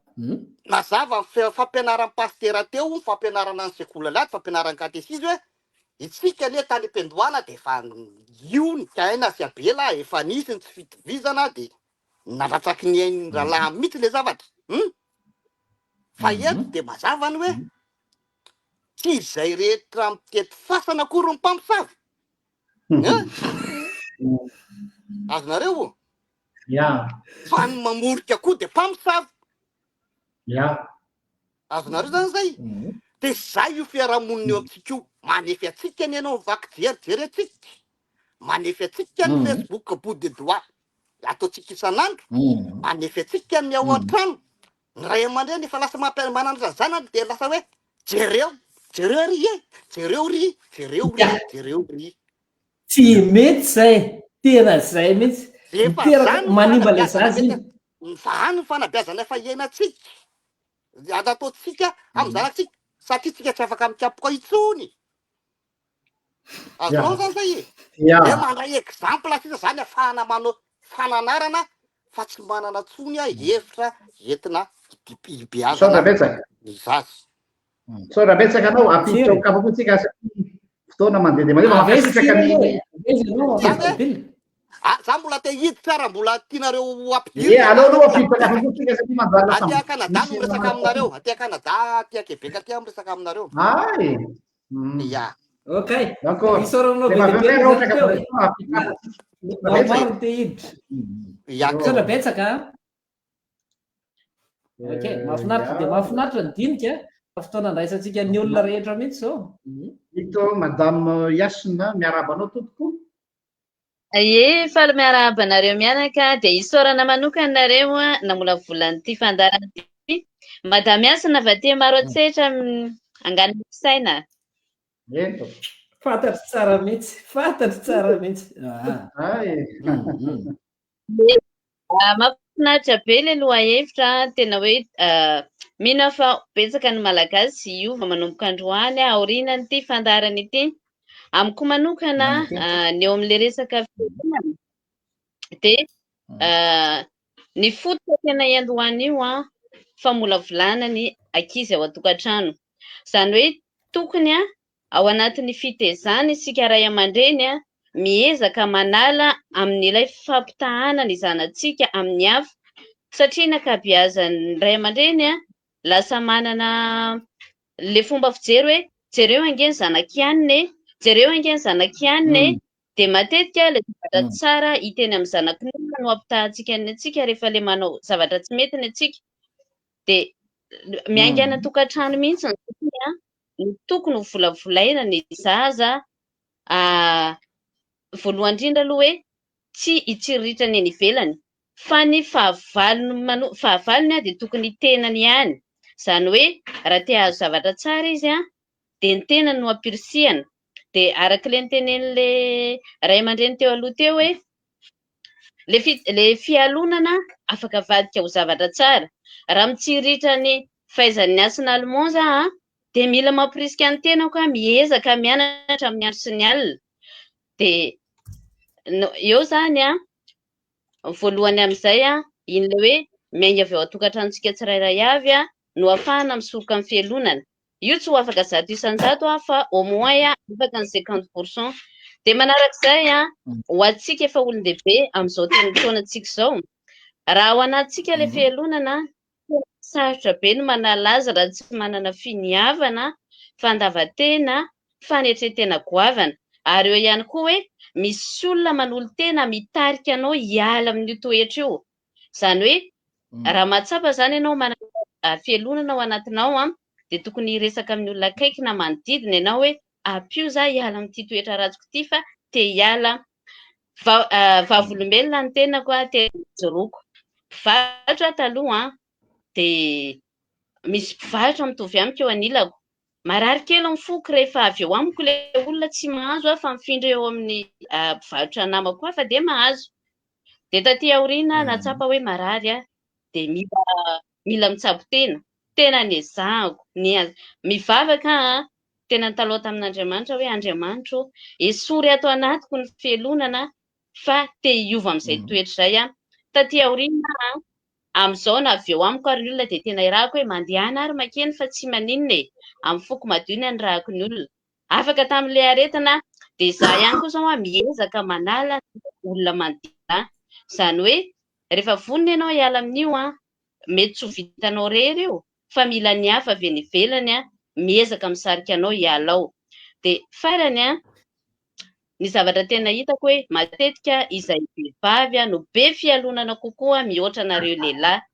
Ahafahana miala izay dia mila beazina ny vehivavy. Mila omena fanabeazana tena ambony. Raha azo atao no manome fampiofanana ny vehivavy rehetra dia tokony ezahana mihitsy izay fa izay no hitako tsy ampy. Ny olona iray rehefa manam-pahalalana tsy dia manana fijery. Andeha hialona ny namany izy fa ny zavatra hitany dia hoe ahoana no ahafahako mitovy amin'iny olona iny. Dia ny olona rehefa manam-pahalalana lasa izy manatona an'ilay olona tsy ritiny dia anontaniany hoe ahoana ny fomba nahatongavanao amin'io toerana io fa za koa mba maniry ho tonga amin'io.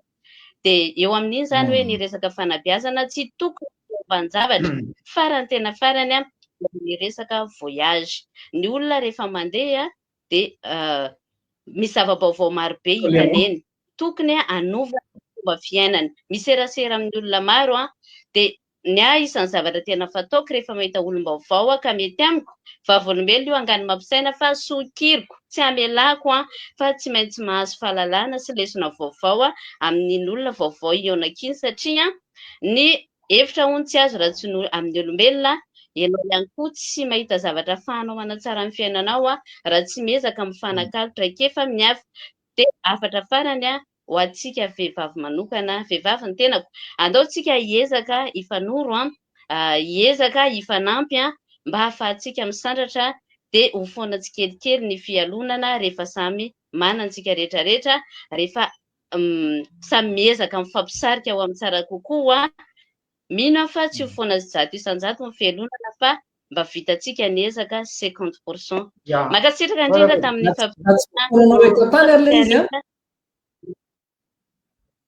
na tsy voafonanao etatana ilay izy ianao nge vavolombelona hoe voafonanao tao anatinao ilay izy. Marina be izay zavatra izay. Misaotra ny madame Asina antsika amin'izay fitin'izay. Misy zavatra rebondissevako kely angambany ilay zavatra niresahany teo hoe concrètement zany sika eto ny tanjona koa izay indrindra izy hoe eto Facebook mantsy no mba hany sisa ataoko hoe hany sisa mba ahafahan'ny olona mety hoe miantsampy amina zavatra anankiray. Ka eto zany dia mitodika manao fangatahana amintsika tsy tiako hoe influenceur fa tsika zay mpisehatra eto amin'ity mazotra ity hoe mba hitondra izay anjara birikintsika ho an'ny olona satria raha mahatsikaritra nareo dia be dia be ny olona amin'izao ohatrany hoe izay lazain'ny Facebook lasa vérité na dia ataontsika hoe dangereux ary zay dia ravadozy zay kanefa azo avadika ho arma koa zany hoe dika zay zany tsika mila mialatsiny anao hoe tsy maintsy manao matraquage satria etsy ankilany koa manao ny ataony koa ny sasany manao divertissement fotsiny dia nefa ny divertissement makany amina zavatra ratsy. Dia eto zany dia tena hoe fiangaviana ataoko an'izay fa nisy vidéo nataoko momba hoe influenceur mba tena ho vrai influenceur satria influenceur positif atsika. Voilà, mba ho arak'izay tenen'ilay madame Atonia. Dia farany ny resaka éducation io zany tena tsy ampy hoe ahoana ny anabeazana ny olona mba hananany au moins minimum satria lasa ny fiarahamonina no mitaiza azy fa tsy apitra ny monsieur melohan'ny atafiditra ny olona melohan'ny atafiditra ilay olona manaraka teny kely hoe nandany fotoana tsika nanome fotoana tsika nizara teto zay olona mbola ao amin'izao efa faraparany zao zany mba angatahako daholo nareo mijery rehetrarehetra mba soraty eo amin'ny commentaire hoe azafady zay zavatra noraisinao androany. Mba soraty hoe ahitany ny hafa ahitana mpanome koa hoe nisy zavatsoa nyraisinao ve androany na dia fehezanteny ray na dia fehezanteny roa zay zany no eritreretika hoe fisaorana lehibe indrindra raha soratanareo amin'ny commentaire eo ny zavatra nyraisinareo dia fantareo hoe ny zavatra tratra androany. Tafita miarabany monsieur Tafita. Ye anao zao fitenenana monsieur Tafita. Mahery ve? Ye mahery zay. Ay, faly miarabantsika rehetra aloha e. Faly miarabantsika rehetra manaraka an'ity fandaharana ity. Dia za zany mba ny hevitra kely sady tondra vahaolana. Ny fialonana aloha araka ny fahafantarako anazy satria moa ny zavatra resantsika androany dia hoe ny tena manokana zany eto tsisy resaka hoe ianona ny alina anahy fa mipaka amin'ny tena manokana zany ny afatra androany. Mahatonga anahy ny alina olona aloha dia misy ny karazany fampitahana hoe comparaison zany. Ary io le fampitahana eto tsy fampitahana amin'le olona hoe lavitra be fa le olona mitovitovy. Izany hoe mety hoe kely fotsiny zany le zavatra tsy mampitovy dia zay no mampialina eto. Aminahy manokana zany za koa tsary nialina zany président république zany fa le olona mitovitovy aminahy le olona niaraka ny tezena tamiko dia zay le akaiky ihany koa dia zay zany ny mialina. Dia zany hoe zavatra kely zany tsy dia zavatra lehibe loatra ny mampialina io. Dia ny vahaolana dia ny hoe ekeo fa misy foana ny olona ambony ianao. Ohatra zany za zao ohatra fotsiny mialina angano ampisaina, ohatra mialina ny hasina. Dia ohatra hoe za zany mieritreritra hoe hanindry any hasina. Le fanindriana eto tsy vahaolana fa ohatra fotsiny eritreritrina hoe vahaolana le manindry ny hasina za. Dia za manindry any hasina dia hahita olona ambonimbony iny ihany koa. Dia tsindriko iny olona iny dia mahita olona ambony mahita farany any. Mbola misy Andriamanitra le ambony noho ny rehetra zany andeha hitsindrinao koa ve zany. Dia marary ny sainao tsy voatsindrinao avokoa ny olona rehetra zany hoe tsy vahaolana ny manindry fa ny vahaolana ekeo foana hoe misy ambony noho ianao. Fa eo amin'ilay ekeo fa hoe misy ambony noho ianao kosa dia misy an'le hoe sady ekena izy no isaintsaininao ianao eo amin'ny plasiny. Zany hoe raha ohatra zany tianao le fandresena nataon'le olona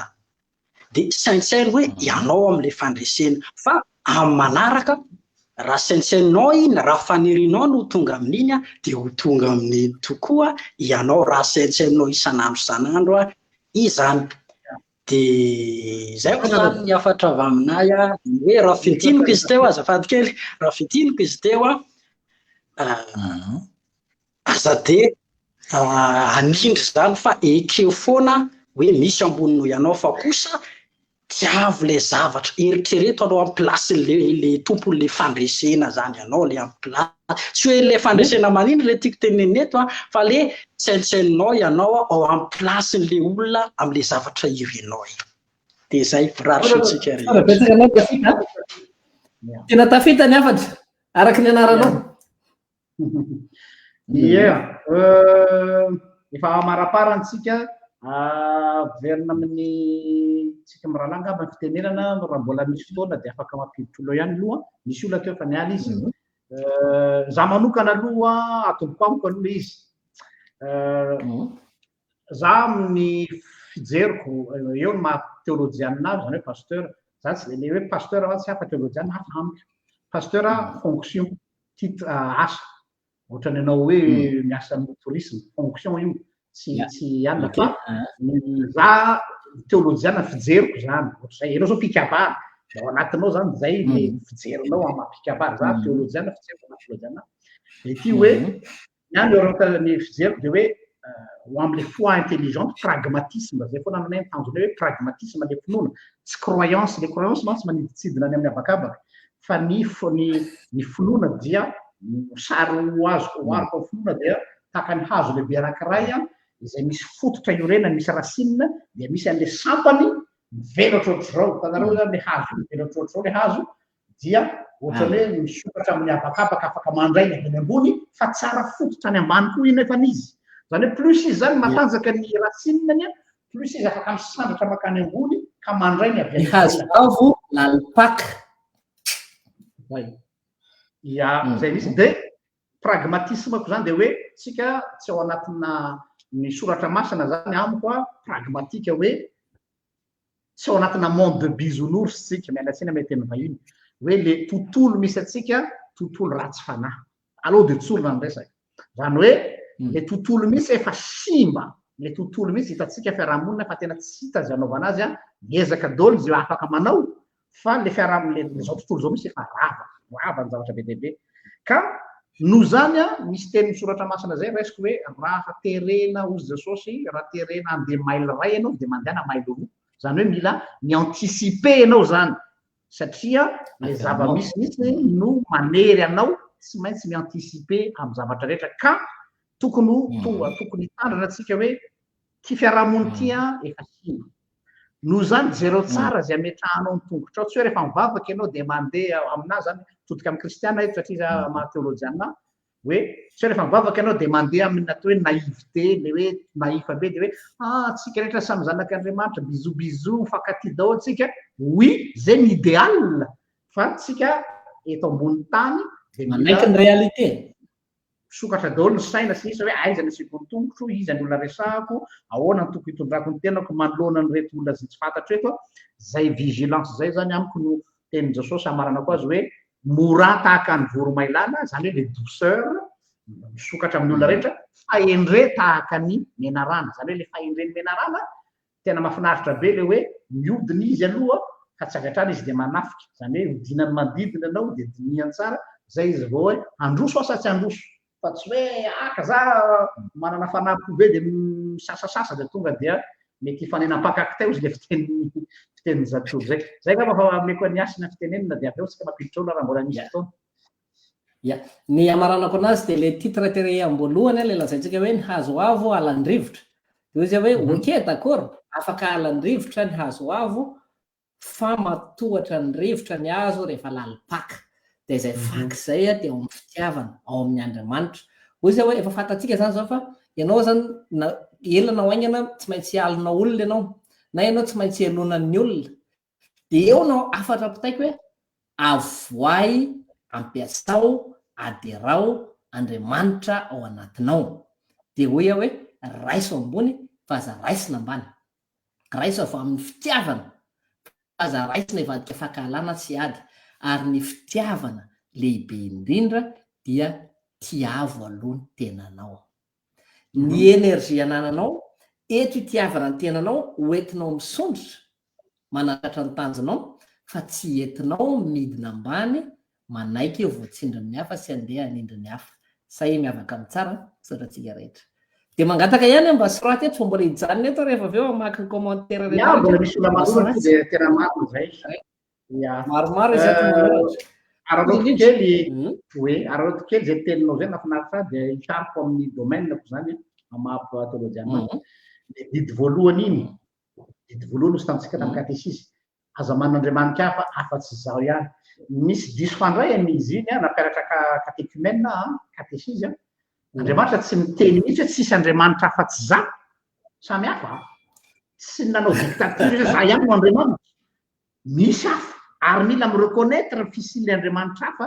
ny kristianina eo zany tsy itovizako hevitra amin'ny kristiana sy tsisy Andriamanitra hafa tsy ave non tsy marina zany misy Andriamanitra hafa fa zao zaho izy aza misafidiana rehefa hisafidiana de za ny safidiana zay le izy hoe misy ny hafa mireconnaître izy fa misy ny hafa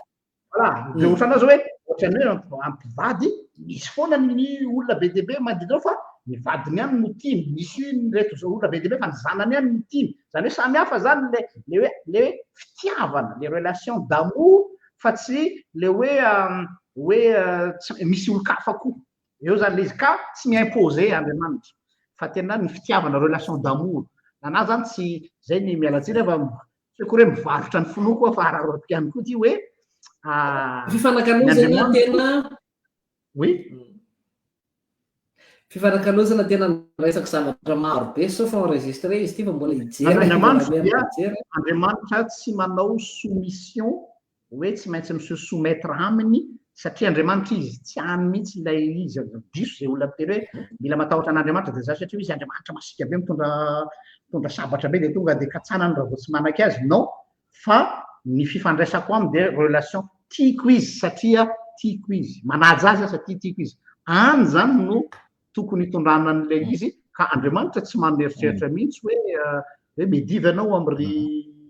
gentilisa ry satria gentilisa izy tsika kristianina satria izy manompo Andriamanitra hafa non asehoiny mahatsarany anao zay nahatonga anahy raha tadinareo nanao débat teto hoe za tsy d'accord mihitsy amin'ireny olona andeha manazimaziba entre guillemets toeram-pivavahan'olona hafa reny satria Andriamanitra ho zay vavahako manaiky ny fisiany Andriamanitra hafa ny fisiany ho iaho fa nanaza tadiaviny dia hoe reo izy ireo misy be dia be fa za no tiavo satria zao ny mahasamy hafa am'ireo tena samy hafa be zay approche zany dia hoe le Andriamanitra hafa mila haringana daholo fa tena manelingela ny Andriamanitra dia lasa ina filazany lasa raha misaina toy izay mpilo rehetrarehetra dia lamindamina kokoa tsika eo amin'y antsika mantsy ilay manjaka tsiro hoe ny ay ihany no anay mihaja fakamiditra nefa ny tokony ampiseho sary ianao tompoko sinon tsy afaka ny ampiteny anao zay iza le mihaja mare anay ve ianao gaba tsy eo izy io izy kaiky ya lama tompoko faly mandray anao tompoko faly miarabanareo daholo avaty Rwanda miresa maheno anareo iverina kely am'le anina fa somary taraiky kely am'le somary taraiky kely am'le zavatra teo fa iverina am'le tena lohateny hoe niazo avo alandrivotra maheno zavatandrivo mare zay ka le izy hoe ohatran'ny fiarahamonina rehetrarehetra zany hoe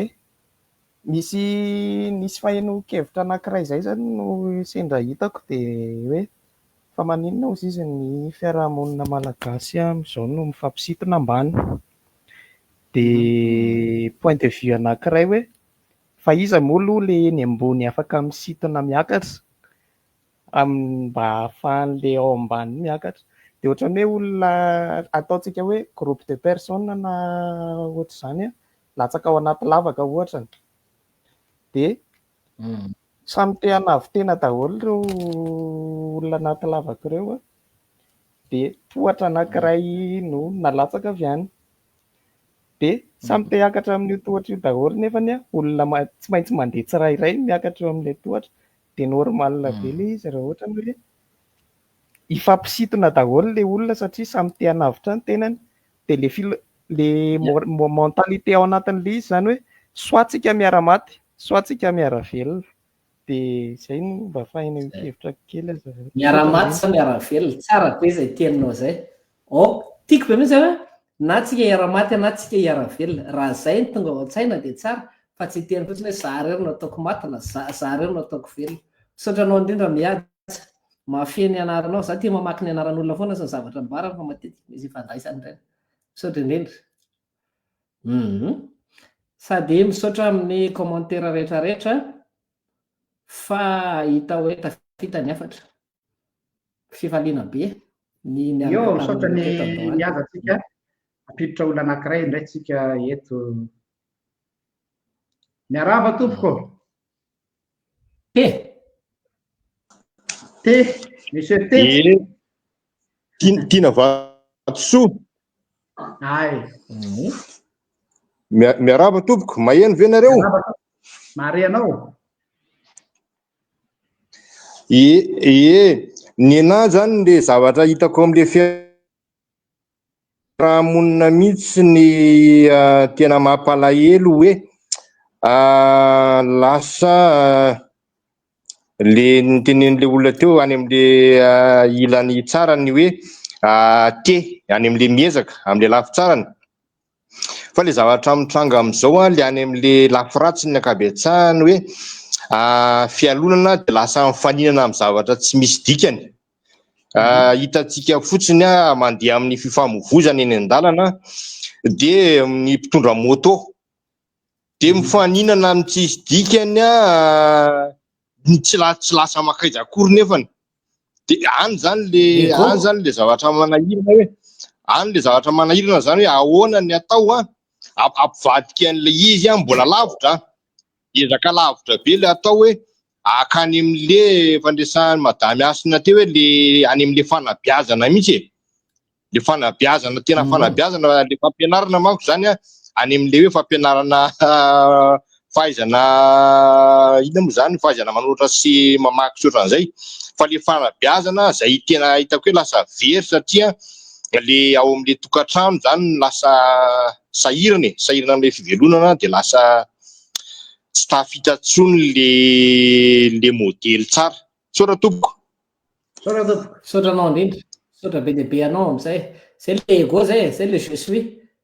Tia mifampisongisongony eny an-dalana ity, lalanao Madagasikara lalana kely sady feno lavadavaka, fa le toe-tsaina marary tsy maintsy zany rôle tsy mamely.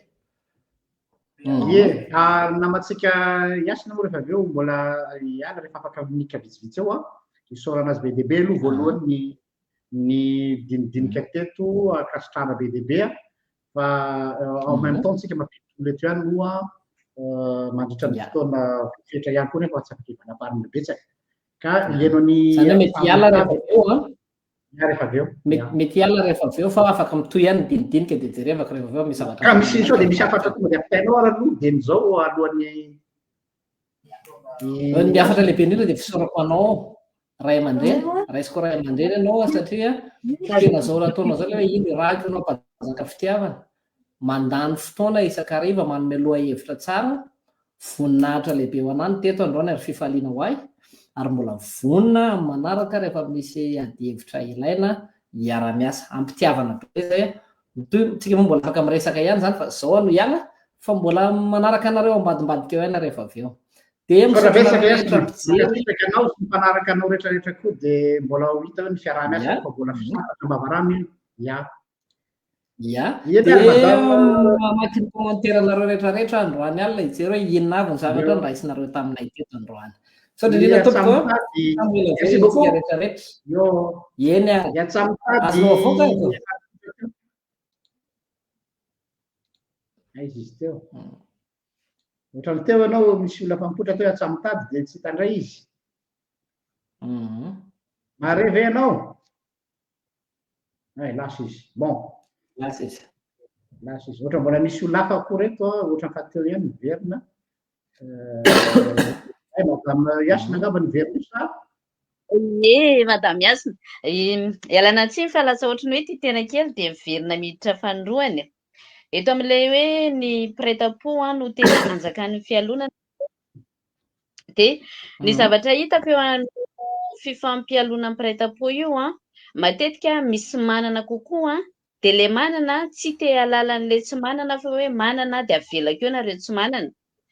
Raha tian'le manana amina ny fiainany raha tiany ny andeha lavitra dia ny zavatra tokony ho ataony voalohany miezaka misarika an'ireo prêt-à-pot tsy manana. Izany hoe ianao mety tsy havita hanampy ny fianakaviana manontolo fa farafaratsiny ny prêt-à-pot aminao sy ny prêt-à-pot amin'ny vadinao ezahanao izay atafita kokoa an'ireo, izany hoe miala ao anatin'ny tena fahatrana lalina fa ny mahatonga le manana mora midaraboka dia satria ny olona akaiky anazy ihany no mamingana anazy ary raha ny olona akaiky anao no mamingana anao sarotsarotra ny eremanao fa rehefa nampianao ireo ka mitovitovy eo nareo mety tsy anana be hitovy aminao izy fa atao hoe eo eo dia ireo ihany no pile manosika anao hiakatra. Raha sanatria mety misy olona ary mety hamingana anao dia ireo miezaka miaro anao hoe raha lasa eo io dia very andriakinana izay dia ireo prêt-à-pot aminao nampianao ireo miara-miady ho anao. Raisiko ohatra 14 ny zanaky ny ray aman-dreninay dia vao maty voainga ny dadanay.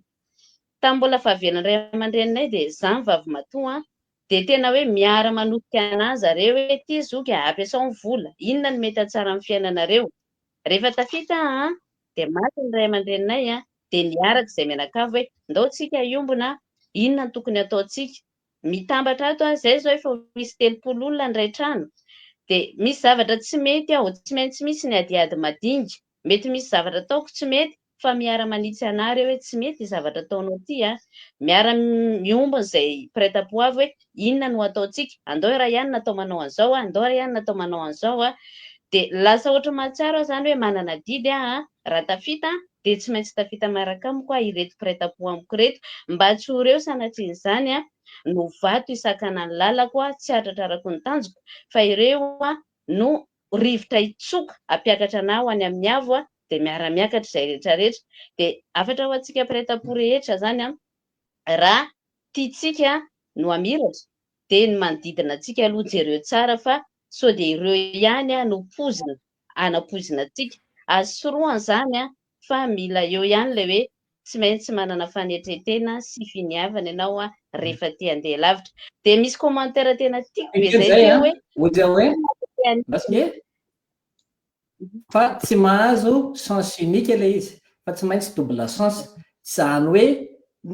le mpandray koa tsy mijanona mpandray fotsiny fa mandray andraikitra ihany koa izy amin'ny tenany sy amin'ny adidiny dia mifameno satria io zany tsy miteny fotsiny hoe prêt-à-point fa efa vondrona na cousine na fikambanana sy loatra tsy mety raha arrosoir ilay anankiray fa samy manome raha mieritreritra mahafinaritra be ny dinika fa tsy maintsy andeha nefany azonao avoaka zako Jean-Luc amin'ny asina zany makasitraka ny asina aloha ny vahintsika principal amin'ity ariva ity izay natanteraka nyity programme androany ity ny zava-dehibe tokoa dia hoe ny resaka nitenen'le namana anankiray ity le hoe éducation civique tsy misy tsony amin'izao fotoana izao mampalahelo dia voatery tsika zany zao no atao hoe manolo an'izay banga zay ka hoezahantsika eto isaka zoma misy vahiny vaovao foana efa misy olona maromaro efa miomakomana hoe orina ny asina dia ho hitanareo fa mieza aloha amin'izay zany mba handray andraikitra atsika rehefa hoe tsy taraina foana hoe aizany mahatompona andraikitra fa anjarantsika citoyen koa ny mandray an-tanana ny hoavintsika rehefa tsy afaka manoe nitolotra ny tompona andraikitra makasitraka iasina dia tahin'Andriamanitra mampamangy ny dia manjana fova dia misaotra betsaka velavelona daholo mampamangy any maro antsehitrany asina dia amin'ny manaraka zany zay yo eny izy farany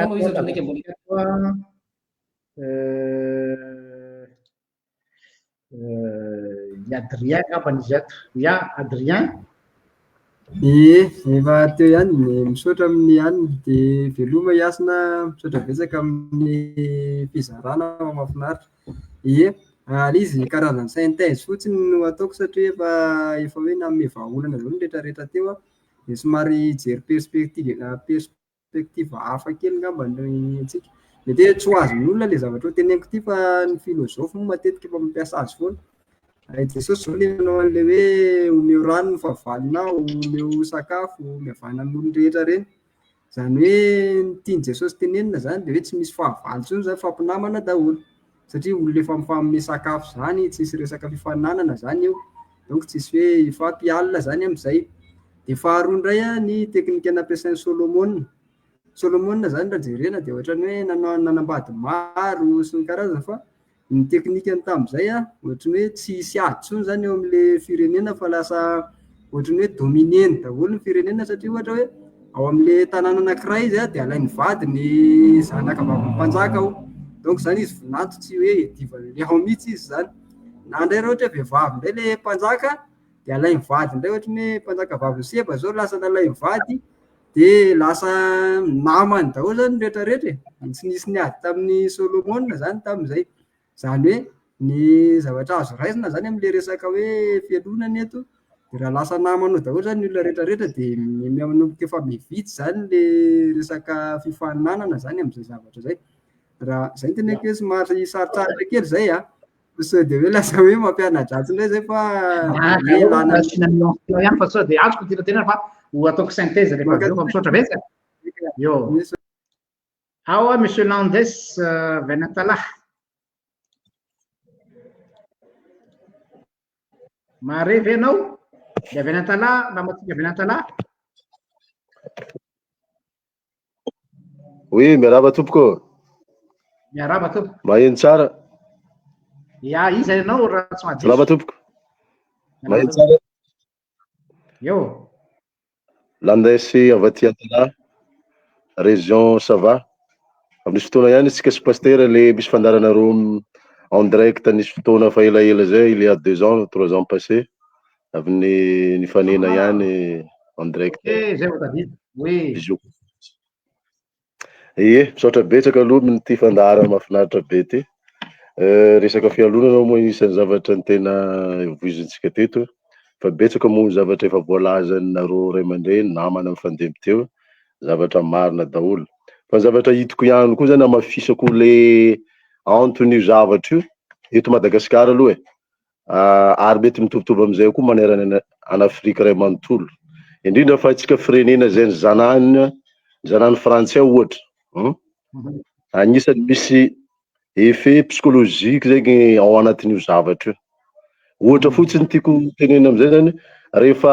olona zany manjanaky zany dominé be le olona zanany zany de hafa manko le tena zanaka itiavana hoe gâté, fa le fanjanahana eto ohatrany misy fanandevozon'ankolaka, lasa hoe manambaka le olona eo ambany fahefana zany. Ny olantsika na ohatra hoe efa nahazo fahaleovantena zany atsika, soit disant hoe efa azotsika le izy, mbola mipetraka foana zany le trace-n'io zavatra io mandraky aty androany. Satria rehefa ny olona zany manjanaka de mahatsiaro ho voadominer le zanana, ohatrany hoe tsy malalaka tsara izy amin'ny ankapobeny, de lasa misy fialonana hatramin'ny ela zany io. Ary ny olona zany lasa misy eritreretina hoe misy concurrence ihany ao anatin'io zavatra io, ny zanahany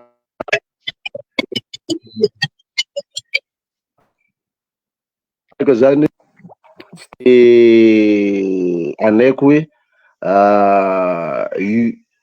iotra azy zany le manjanaka. Tiako tenena zany mipetraka foana zany le zanahany mpanjanaka hoe raison de plus fort na hoe adiny besandry, de ny etse-ankilany zany le zanahany aty mizaha hevitra amalina, indraindray mbola tsy tonga le fotoana. De io mandriky aty androany indraindray mbola mipetraka foana ny hoe lasa le tsy mankafy le tena maizy azy zany le olona. Ary indraindray koa zany ny tena tsapako itsika eto Madagasikara, iraisiko ohatra amizay, lasa manana toe-tsaina fagnambakambaka zay mandriky aty androany zany. Ohatra zao, ary manana toe-tsaina mieboebo koa ny andagniny. Ohatra zao ny olona zany mitafita kely, ohatra mialatsiny ataoko tafita kely, mampiseho izy fa ino izy tafita. Ary tafita ty zany samby amy définition ny tafita. Misy tafita anampita, ampitan-dranomasina, misy tafita amin'ny fianarana, tafita amin'ny voninahitry maro samihafa, tafita amy resa-bola, harena maro samihafa, tafita amy resaka laza, hoe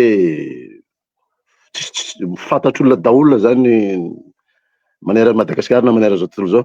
De samby amin'izay sokajiny zay. De ny olona rehefa tafita io amizay zany lasa mi-influencer, lasa hoe mampiseho hoe izy tena zavatra tena raha oharina amin'ny namany na havana na fianakaviana na ny mpiray-tampo tenenitsika zany. Raha misy kely ny ao anatin'ny fianakaviana, misy anankiray tafita soi-disant tafita zany, fa io zany tena asontisonitra. Ary io koa ny tena olana, ny le olona eritreretina hoe ambany zany mana sontisonitra amin'ny endriky ataontsika hoe en face zany, ohatra ao anatin'ny fianakaviana. Rehefa ny olona zany misy ny moyen financièrement ohatra, lasa toe-teny ho azy zay zavatra teneny zany, ohatra ny hoe marimarina ihany na de tsy marina. Ohatra hoe misy fivoriam-pianakaviana ohatra, de lasa raha anao zany somary mbola tsy tafita raha oharina am'le olona tafita reo, na misy raison zany zavatra teneninao na idée avoakanao eo amizay zavatra fanapahana eo, le olona manan-katao ihany heveriny be sy ny maro, fa nakatoaviny na de hitanao zany tsy mandeha ny tena hoy zany io zany zavatra betibe zavatra facteur hitako hoe isino zavatra io zany indrindra fa ara mbola misy ohatra merci monsieur Landris amin'izay anona zay fa efa amin'ny valo zao mbola misy fandaram-potoana ho tanterahako ihany koa fa misaotra anao be dia be mitondra zao vao tsaroko le anaranao moa tamintsika niresaka iny fa ty le anarana ty tsy tadidiko fa zao vao verina le fitadidiko amakasitraka indrindra ny amin'ny filoran'androany fa dia misaotra anao be dia be amarina atsika ia ny fotoana androany voalohany indrindra aloha dia makasitraka atsika mpanaraka ny pejy rehetra izay naharitra hatramin'izao adiny 2 mahery latsaka plutôt ny arahantsika teto dia mamerina fankasitrahana ny asina na bandiblamina arak'izay anaran'izay tokoa izy manome toky anareo zay fa mbola ho maro ny vahiny ho asaitsika hitondra fanabeazana fitezana sy koa fampianarana satria zadiny fa page de réflexion théologique aty tiako tsindrina ihany mantsy zay satria mety misy antany tena angamba nareo hoe fa ngatsy anao fampianarana soratra masina anao misy fomba maro ampianarana misy ny atao hoe dinidinika tahaka nataon'ny Jesosy amin'ny olona amin'ny fiainana andavanandro no ahafahana mampiditra ny filazantsara ho an'izay sosokevitra nataonareo anatin'ny commentaire dia ho vakinay milamina satria be dia be izy ao tsy ho tratra zao daholo ny amaly ny andinika azy fa ho raisinay miadana eo ny afatra farany aloha alohan'ny amaranana toetsy hoe aloha fa amarana antsika amin'ity fandarina ity dia le resaka hoe fialonana teo ny fahatsapahan'ny olona anankiray fa manan-danja ao anaty fiainan'Andriamanitra izy zay ny lakle farany hoe arak'le hoe ao Isaia izy iny le hoe en terme français izy hoe tu as du prix à mes yeux malala io masoko ianao hoe ny be voninahitra sady tiako rehefa ny olona no mahatsapa fa tiana na tian'Andriamanitra zany na tiany ray aman-dreniny zany na tiany vady aman-janany zany dia tonga am'le fitentsika hoe matoky valeur le matoky valeur tsy hoe valeur hoe zany manana valeur fa matoky ny toerana zay ametrahana azy ka ho atsika ray aman-dreny totika amin'ny ray aman-dreny mety hitentsika hoe fa maninona le zanako tonga am'zany ataontsika hoe nandatsaka eny zany misy responsabilité tsika be koa eo am'le fomba nitondrantsika an'ireo ankizy ireo be dia be ny teny teo za tsy hiteny hoe ataovy mitovy ny fitondrana ny ankizy fa niteniko teo hoe tsy égalité fa équité ataovy amin'ny tokony ho izy dia ataovy zay atsapahan'ilay ankizy tsirairay fa important ho izy dia miankina am'izay koa avy eo zay le hoe tsara fototra dia afaka velatra amin'ny manodidina azy izy zay sy zay ngambany fa ametraka veloma mandram-peona amintsika rehetra